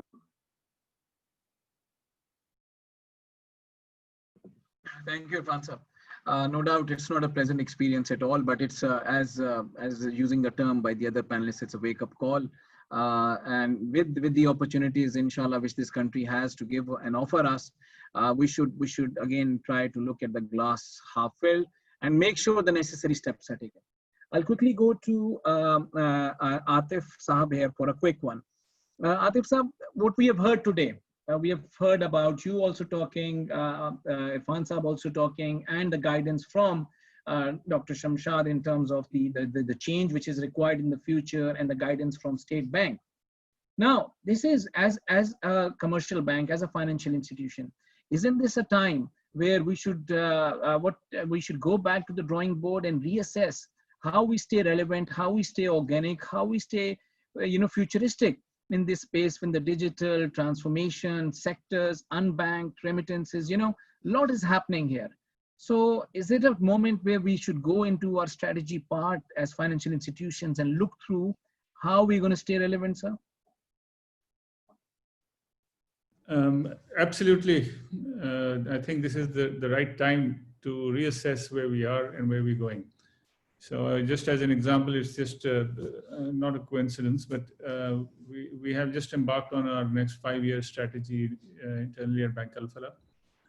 It's a coincidence that the last 5-year strategy just ended now, so we have to in any case do it. But now we have to do it with a different pair of eyes and a different thought process, which is the next 5 years are going to be vastly different from whatever we could have imagined had we been doing this strategy formulation without COVID-19. So you're absolutely right. We have to be doing this. We have to start now looking at the areas of weakness where we were not present. So something that's close to my heart is the SME sector, for instance. Banks have tried and failed to really make a significant dent in being relevant to the SME sector. Either as lenders or even as providers of other banking services. So I think this is a time that we can actually see and try to assess how these value chains work, which engulf the SME sector, and really have very targeted products and services that will address their needs. So it's really sad to see that of the whatever number that is used for SMEs, there are millions of SMEs that less than 5% of them actually have access to finance. But more importantly, they don't even have access to basic banking services. Now, digital can actually change that, and technology can actually change that. And so what we're doing is we're working with our big corporate customers, who I call the anchor customers, and then we're trying to dig deep into their supply and distribution chains where the SMEs actually reside. And we work through the anchor customers to go down and see what can we do for your suppliers and your distributors and your vendors and various other people. And we're trying to use technology to be able to deliver those services.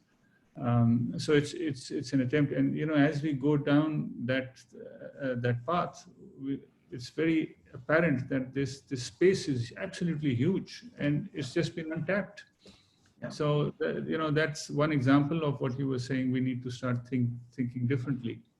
The other thing, of course, is Dr. Shamshad pointed out earlier on that. We haven't really promoted savings. Banks are partly to blame, but I think there are far bigger things also at play. That approximately 45% of total money supply is actually in cash. It doesn't come to the banks. So, her point about deposit mobilization. I think we have to have products, we have to create an ecosystem where cash is discouraged, or if not discouraged, it's far more convenient to use non-cash instruments to pay. Yeah. And therefore, some of that cash staying in people's houses becomes, irrelevant and has to come to the banks. And that's an extremely important element that will drive growth, because 1 rupee coming to the banking sector, for those who are students of economics, Dr. Saba may correct me here, but the multiplier effect of the banking system for Pakistan is estimated to be about 3.4 times. So 1 rupee coming into the banking sector multiplies economic activity 3.4 times. So, the more of that cash that's lying in outside of banking system, the more that comes in, the more growth that creates. One other area where the government is actually finally trying to fix the ecosystem is in the housing market. So why is it that banks don't really lend aggressively in the mortgage sector? Because the ecosystem needs to be strengthened, and that has to do with not only foreclosure, but it has to do with the titles and the clarity of titles and transparency and the speed with which things move. So for the first time, it seems like that the government actually has a plan to address those things through the planned creation of RERA, which is the Real Estate Regulatory Authority, and fixing the laws and creating that environment.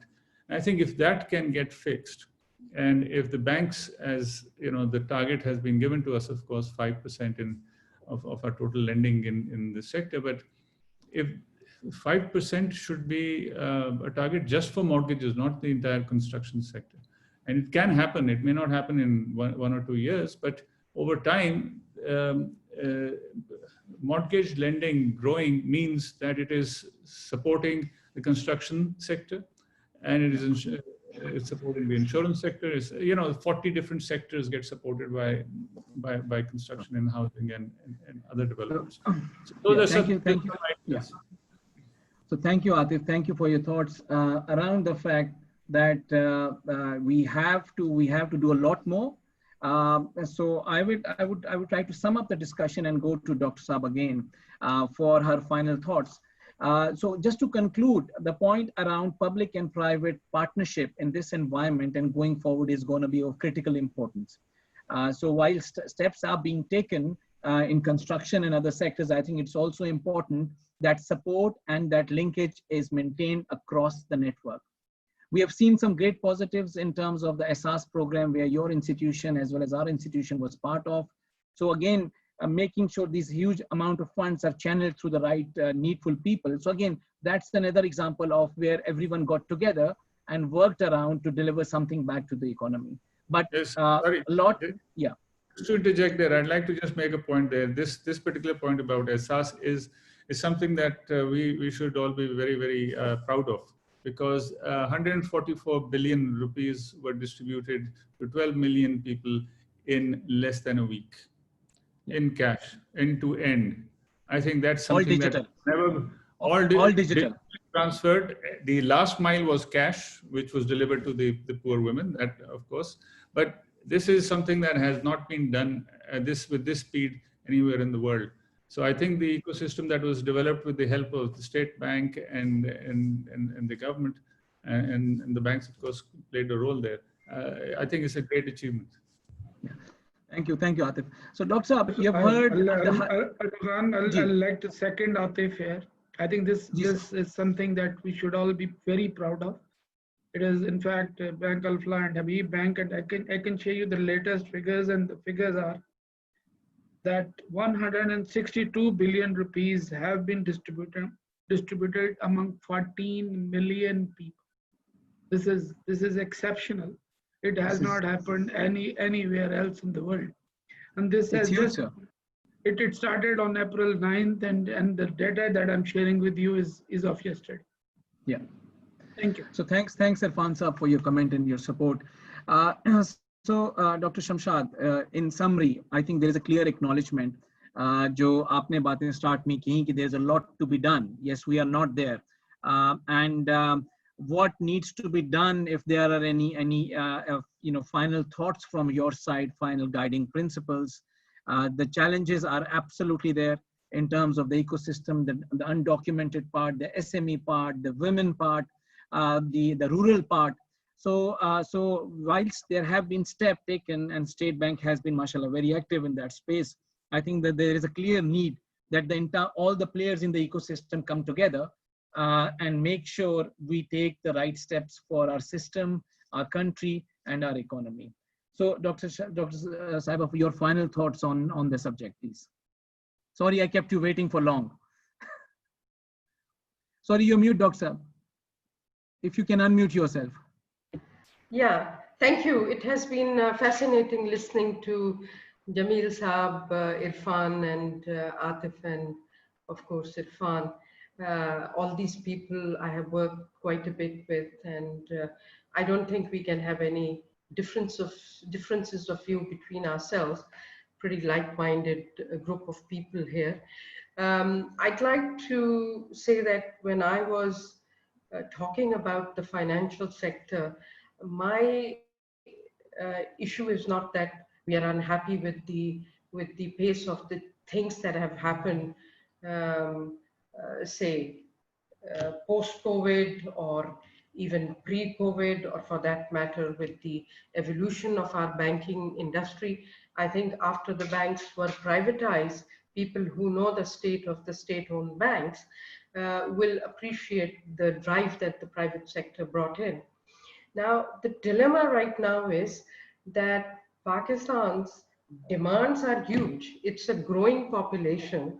It's already 210 plus million population, where only 7% of women have access to credit and less than 1% have access to women entrepreneurship program. I'm just giving you one example. So we can celebrate everything. Of course we have to celebrate, because if we don't celebrate, the gloom and doom is not going to get us anywhere. But the issue is we need to do much more, and we need to look at some fundamental issues. One is the point you made about public-private partnership. So if the private banks are striving to get this, I mean, who in private bank would hesitate earning more money? Everybody wants money, and money comes if you are able to lend, not elsewhere. And if you're making loss, of course, you'll be unhappy with it. So the key question is that if you are taking risk, you want the policy environment to be supportive. So as Atif said, if we get the housing policies right, the legal, regulatory, the comfort, then who doesn't want to lend to housing? Of course, you want people to have houses, you will earn more money, the industry will be spurred. you look at infrastructure. We tried to get public-private partnership going in a faster manner. Of course, public-private partnership is happening, but speed is of essence. So there is whole, when we say ecosystem, there's a lot of things that go with it. At the top, of course, you need macroeconomic stability, and you need the fiscal temperature to be down, because if the fiscal temperature is high, then ability to have a efficient financial intermediation is very limited, because you'll end up having much more costly process of financial intermediation. If the banks are going to invest 40% of their holdings into government securities and another 20% in liabilities, now what intermediation will you have? I was pleasantly surprised when I looked at the figures of the banks ending December 2019, that actually, while the big banks were much lower on ADRs, actually the smaller banks are really churning their money much more. They had 60 to 70% ADR relative to the bigger banks. Now you can see that it's very important for everybody to earn money, and particularly for the smaller banks, because they don't have a bigger base to thrive on. So the thing is, we need the sector ministries, the kind of political leadership to focus on really timely, effective resolution of the policies. So public-private partnership is great, but it's not going to, you can't go too much into it, because you'll end up making losses if you continue with a weaker policy environment, or if you have a very weak solvency system, and so on and so forth. My last point, which I mentioned, was I don't see any interdependence between the banks, capital markets, and the insurance sector.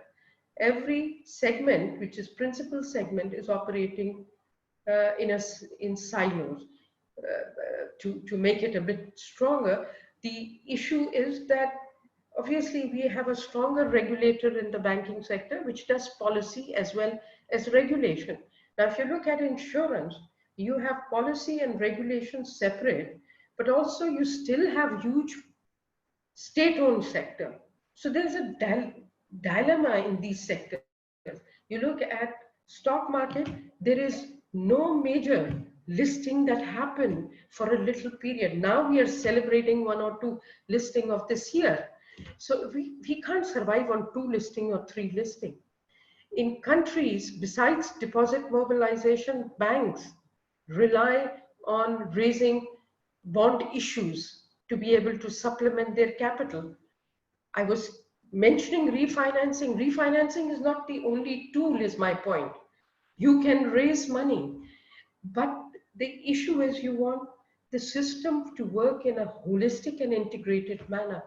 Everybody is going in different directions. Now, I'm not saying things are totally a disaster, but we should strive for a much more ambitious, aggressive progress in the financial industry. It's our lifeline: economic growth, poverty reduction, inclusive policy, sustainable development, and we haven't even touched the climate finance dimension.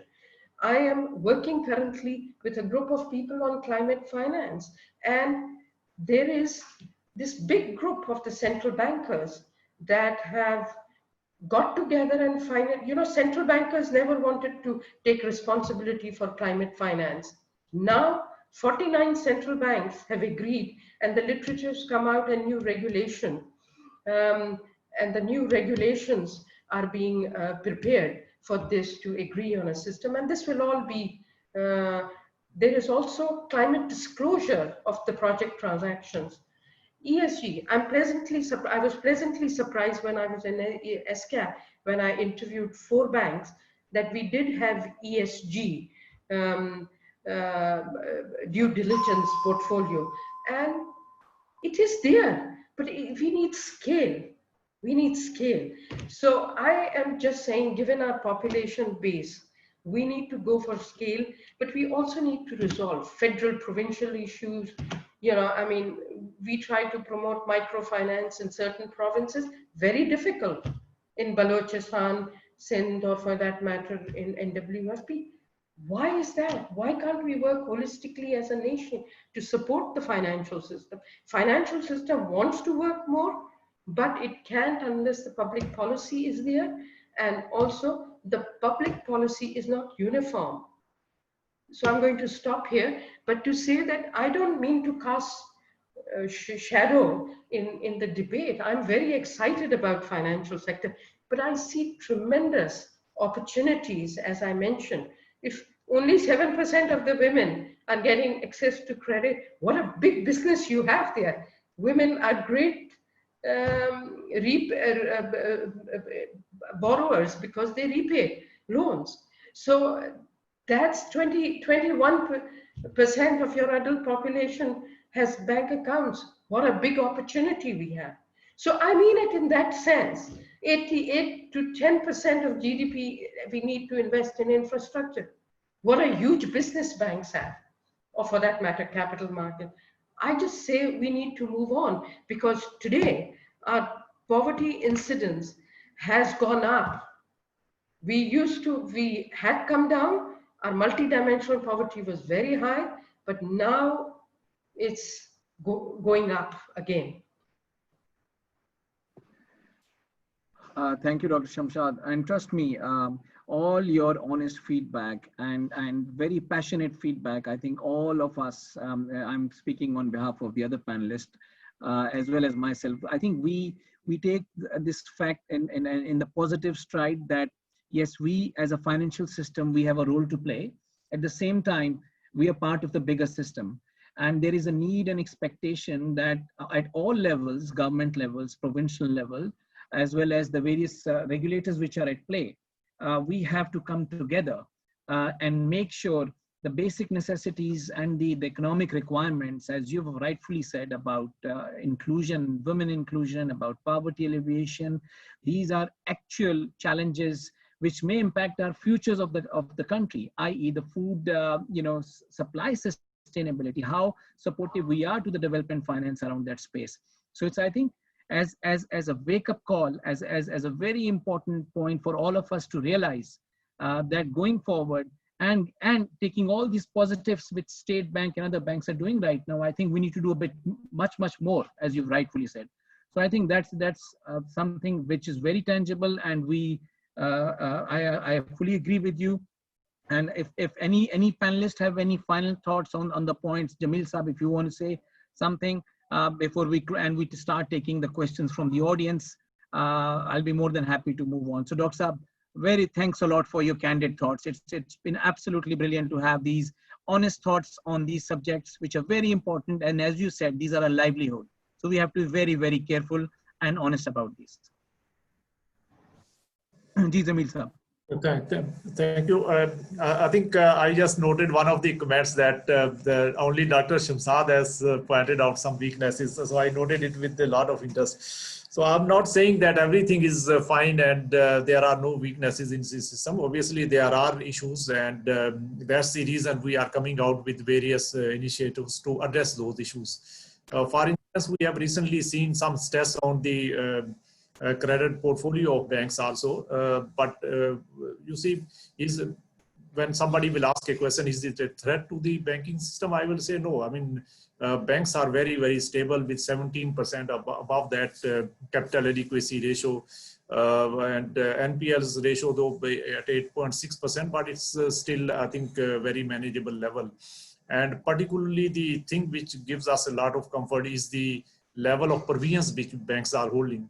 And as a result of that, the net NPLs, which are, after taking into account the provision already created by banks, so it's, under 2%, which is in line with many other countries. So, so issues are there. Similarly, with the increase of digital payments, cyber security issue, it has got much more significance now. And that's the reason we have been coordinating with banks to come out with strategies how to best address the cyber security related problems. And similarly, frauds are increasing in otherwise also. So these are issues on which we are working with banks, and obviously health issues of bank staff, because they are exposed to COVID much more than any other sector also. So Yeah. we are emphasizing upon banks to take steps for ensuring their health and safety also. So I think with that I will stop. Thank you Jameel Sahab. देखिए हम बात करते हैं warriors की, front line की, doctors की, lot of people LEAs which are working in the front line. I think, as I said at the start of the conversation, the banking staff operating banks operating at 80%, 85% capacity in these times under the guidance of State Bank of Pakistan. I think hats off to the industry which has delivered so well, so positively, and they're putting their own lives and health at risk. And we have the SOPs. But how would you manage an SOP in Nawabshah on a salary week? And I've been to those branches and I can see those challenges. So I think the staff at the forefront is absolutely doing a brilliant job. And Jamil Sab and all the panelists, thank you very, very much for all your valuable thoughts and taking out time and contributing to this discussion. For the audience, the viewers, I like to just highlight, if you can fill in the polls. We'll start taking your questions now so we can complete the poll and show the results here. Rauf, if you can share the slide deck of the key questions which you pulled out for discussion.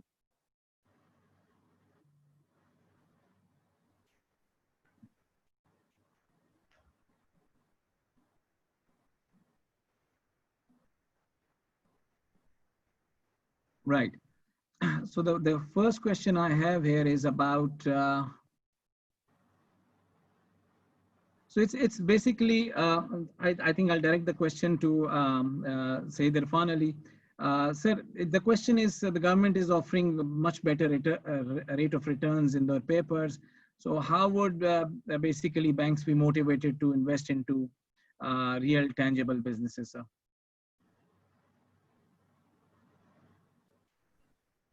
I mean, the banks will actually have to reshape their balance sheets if they intend to do so.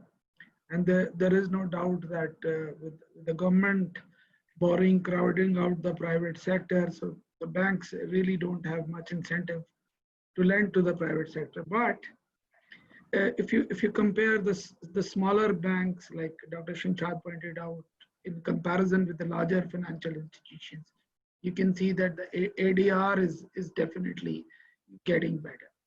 So it is up to the banks themselves to strategize their balance sheets in a manner whereby they need more and better information to enable them to take better credit decisions. So that is where they will be able to lend to SMEs and agriculture and for personal loans. I think that it really has to do with the way banks intend to shape their balance sheets. If they intend to keep it low risk, low return, so that's the way it is. If they want to make higher profits, then they'll have to take higher risks, but will have to improve their information base to take better decisions. Thank you, Irfan Saab.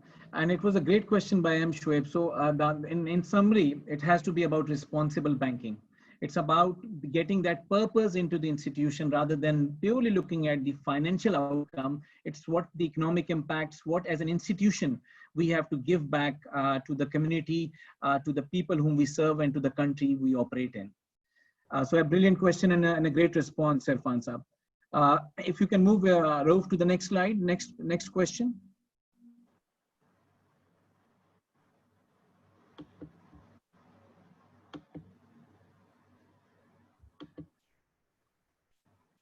I think the slide is stuck up. I've got a question here, which is asking by Khalid Noor, why is Islamic banking rates tied to Kaibo?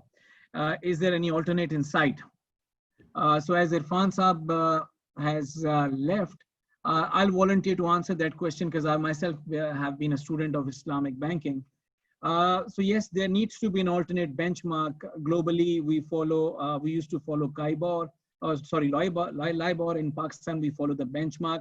I think the institutions and Islamic financial services need to develop more for us to have an alternate benchmark in terms of pricing, in terms of smaller tenor liquidity management tools, and options. So I think it's something which is definitely good, absolutely the right thing to aspire for.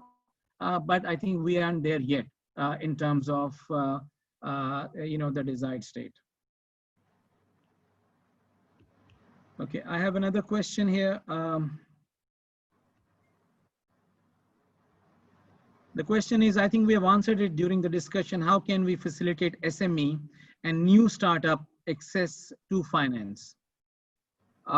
So I think that's been already answered. So again, it is about getting down to the responsibility of lending to these SME setups, whilst the targets and policy actions can be set up at the national level through the regulators. But I think it is more about bankers taking ownership of making sure they become part of the real economy which is unbanked, and traders and other people who are absolutely core to our economic well-being, but are not getting the necessary traction. So again, that was a great question by Khalid Noor, and I think hopefully that will suffice. Rauf, are there any more questions? So yes, we still, there's another question by Salman Muslim. We see that we are giving relaxation and amnesties to various areas, laws in these sections, but in such situations, how can we document the economy? So it's a question about documentation of the economy. I don't know, are there any volunteers from the panelists to take up this question?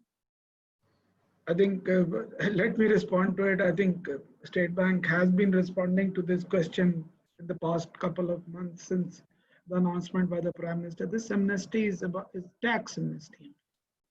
So it has nothing to do with the fundamentals of AML CFT that the banks have to follow. So you are under every obligation to enforce the AML CFT. This is tax amnesty only, and that's the way it has to be understood. Thank you, Irfan Saab. The other question which we have from Fawad Aftab, it is about the NBFC sector, and that the question is around the microfinance banks have been successful in performing better. Why did the NBFC sector did not perform that well? So Atif Saab, would you like to take this question?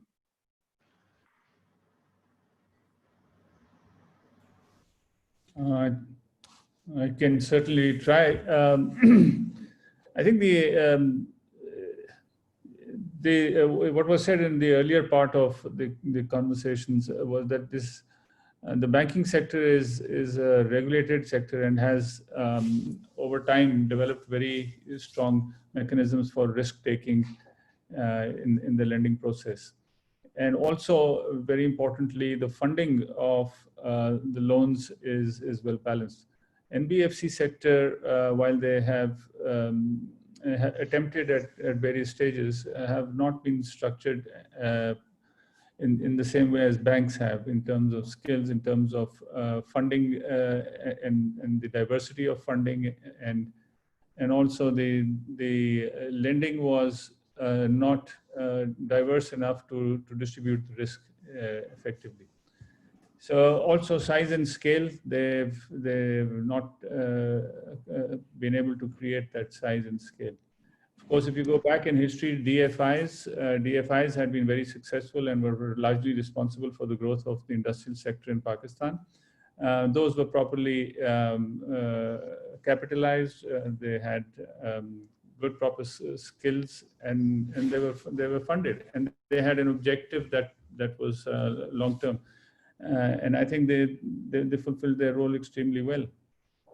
So NBFCs can, but I think there are the fundamentals of scale, capital, funding, and the skills to take the right kind of risks. Okay, thank you, Atif. Thank you. Rauf, if you can share, do we have the results out from the poll? We'll share it shortly. You can move on. Yeah.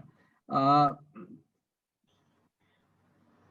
So I think we are done with the audience question now. And then before we get the results, Khalid Saab, and you know, in terms of this session, I think it's been very helpful for the audience. I would like to invite Khalid Saab to share his thoughts and say thank you to the panelists and, you know, the outcome and the discussions which we have had today. So Khalid Saab, over to you for your thoughts. Thank you very much, Arpaman. Assalamu alaikum, ladies and gentlemen. A very good evening and thank you for joining us today. Today's webinar on financial services industry was our 7th webinar in the COVID serial, being hosted by the Professional Accountants and Business Committee of ICAP in collaboration with our regional committees.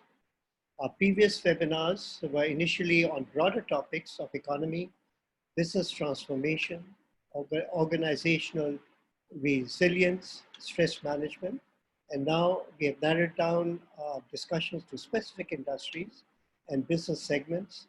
We have covered oil and gas and healthcare and pharmaceutical industries in our previous webinars. And today's webinar on financial services was an extremely important topic.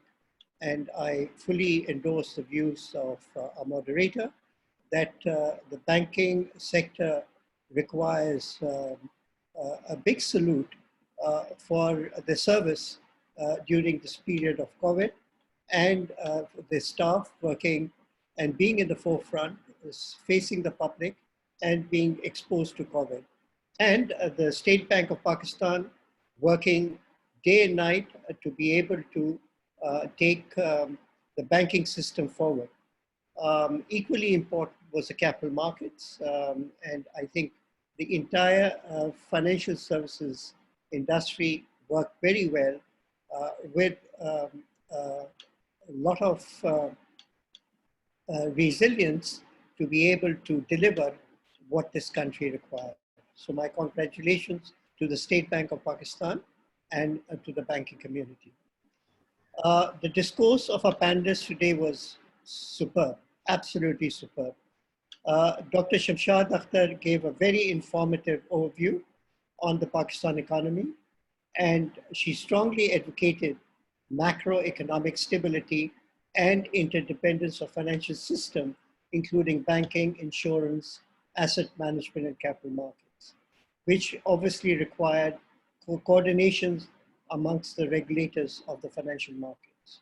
And I think this is a very strong recommendation which we should take home, and it would be a good, important point for ICAP also to take forward in terms of the economic advisory advice that we give to the government.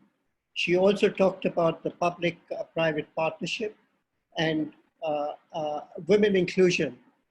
Not that she's a woman, but I think from ICAP perspective, we have a separate women's committee, and it's on a very high agenda of ICAP.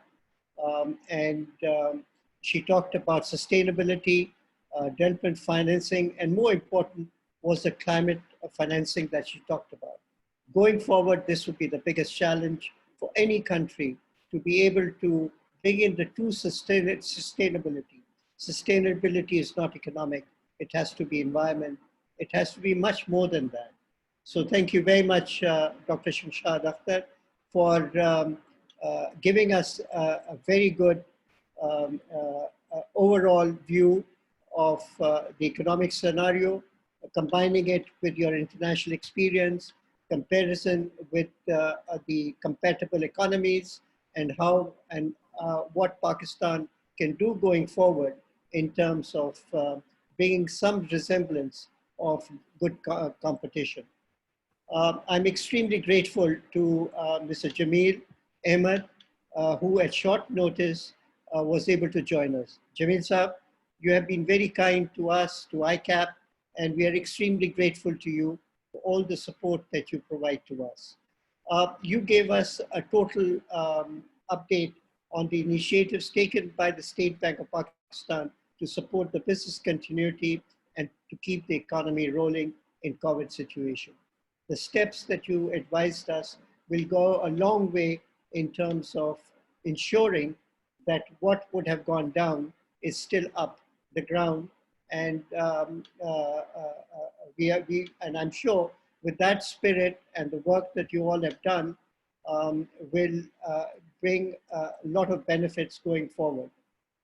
We were absolutely delighted to learn about the micro payment gateway and the financial inclusion, which is absolutely important in terms of any economic prosperity. The steps that the State Bank of Pakistan took on policy rate and also simultaneously encouraging remittance and opening of digital account for non-residents are commendable. And all these steps during an emergency in a crisis situation, you were able to do our heartiest congratulations to the State Bank of Pakistan.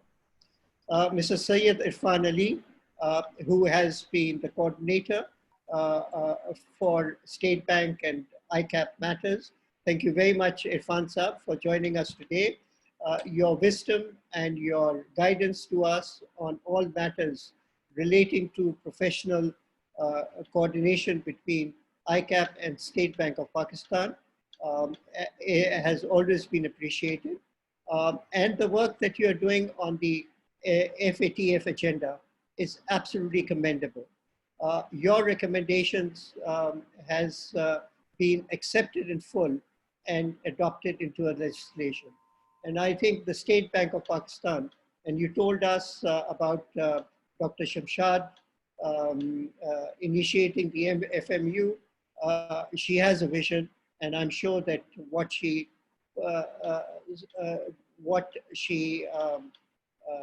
worked on in State Bank of Pakistan, I'm sure you all will be benefiting out of it. And you advocated digital thinking. It's not only evolving, but it has more or less evolved. The major transformation from digital to from conventional to digital is absolutely paramount. And you told us about the numbers in the SARS program, which is absolutely brilliant. Rupees 16 billion to 14 million people is unheard of. So thank you very much, Irfan Saab, for being with us today. You have always been a guiding force, and we look forward to your contribution going forward. Atif Bajwa Saab, you are a man who has immense experience. You have worked in international environment. You've worked in different banks, in different environments in banks. And we were very fortunate to have you as our panelist today. So thank you very much, Atif, for being with us today. You talked about a change from the temporary support to provide longer term support. And I think that's where the challenges of the banking system is to make this support and to evolve a system which is going in the future. You talked about support of the debt equity instruments, and I think that's the key to any economic activity. The banking system cannot support the entire financing requirement. It has to be through multiple financing sources, and I think the other instruments would have to come in. You talked about the capital markets, raising long-term capital, and you are passionate about the SMEs. And I think for any economy to evolve, SME is the key. If you can't promote SMEs, if you can't develop them, if you can't nurture them, you will just have giants and nothing below that. And you'll have mediocre performance. So thank you very much for pointing and being passionate about the SMEs. Again, you were also passionate about digital transaction, paperless environment from start to end. And you talked about the HR strategy gearing towards technology. And you're so right. This is the way forward. The country can only move with technology and digitalization. But I'm pleased that like any other country, Pakistan has really adopted to the technology very fast. I mean, what we could have never thought of of having these continuous webinars and sessions and discussions and home working and whatever, it's become totally possible. And I'm sure if there's a will, I'm sure there'll be a way. As long as there is transparency and there's honesty, I'm sure that we'll be able to deliver what we want to do. Irfan Siddiqui, he's a pioneer in Islamic banking. He's a fellow chartered accountant, and the management is chartered accountants there, Arif Islam himself and others. They're doing a brilliant job. And what they've been able to do in Islamic banking and develop the system in terms of Sharia banking, I think full marks to them. And they have now 150, 200 branches, absolutely remarkable. And, he talked about that there have been no defaults, hardly any bank defaults in the Islamic banking system. So if it's anything work that is done properly, it will always bring in good results. And the last but not least, he talked about faith. And I think that's where we should strongly, we need to have to be able to take our vision forward. I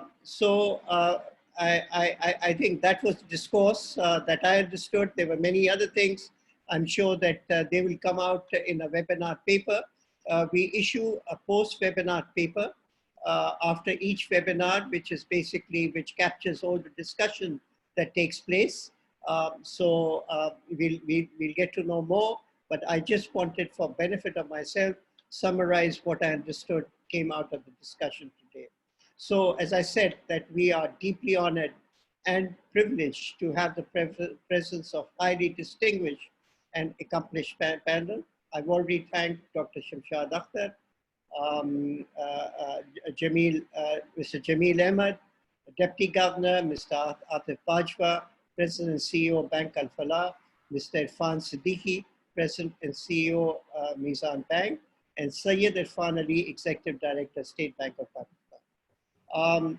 I tried my best to make our fellow member, Mr. Ar-Rahman Kausar, nervous before this session, and prior to that also in my discussions with him.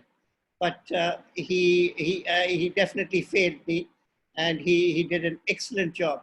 So Ar-Rahman, you get full marks. Thank you very much for excellent moderation, for the confidence, and we are very proud of you as a member of ICAP. So keep it up. You did an excellent job, and really pleased and happy to see your performance. Now, coming to ICAP and the PIB committee, we, as a committee, there are a lot of volunteers in the PIB committee. They're full-time, they've got full-time jobs, but they've been very kind to come forward and support the efforts to serve the membership. And we have an excellent staff at ICAP who has been organizing these webinars. So I want to name a few. The main organizers of today's webinar were Mr. Rauf Jan and Ahmed Shaukat Hussain. To thank my big thank you to both of you. Excellent work done. They had the support of Fuad Aftab, Sayyid Muhyiddin, Murtaza Feroz, Asad Feroz, Khalid Noor, Ambar Anwar, Imran Hafiz, Adnan Usmani, Arsalan Rabbani, and Shanawaz Abro. And I'm thankful to each one of them to put in a lot of effort to be able to coordinate things, to bring things in place. I get to know the work that they're doing because they keep me in the loop. So excellent work done. Thank you very much to all of you. Since we are running out of time, I'll be very brief on the PIB committee. It is there to service our membership working in the industry, in the business industry. And 80% of our total membership is in industry. So we do a lot of things, including CFO conference, National Finance Olympiad. We have a mentorship program.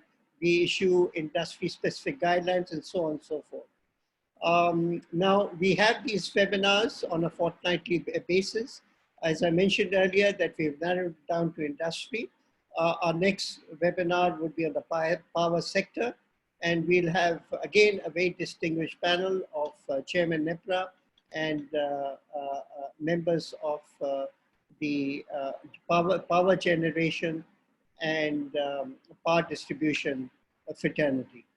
I would like to thank President ICAP, Khalilullah Sheikh, and other council members for the guidance, support, and encouragement. May Allah bless you all and keep you safe and healthy. Allah Hafiz, Pakistan Zindabad, Pakistan Paindabad. Many thanks to all of you. Allah Hafiz. Please, thank you, Khalid Saab. Thank you.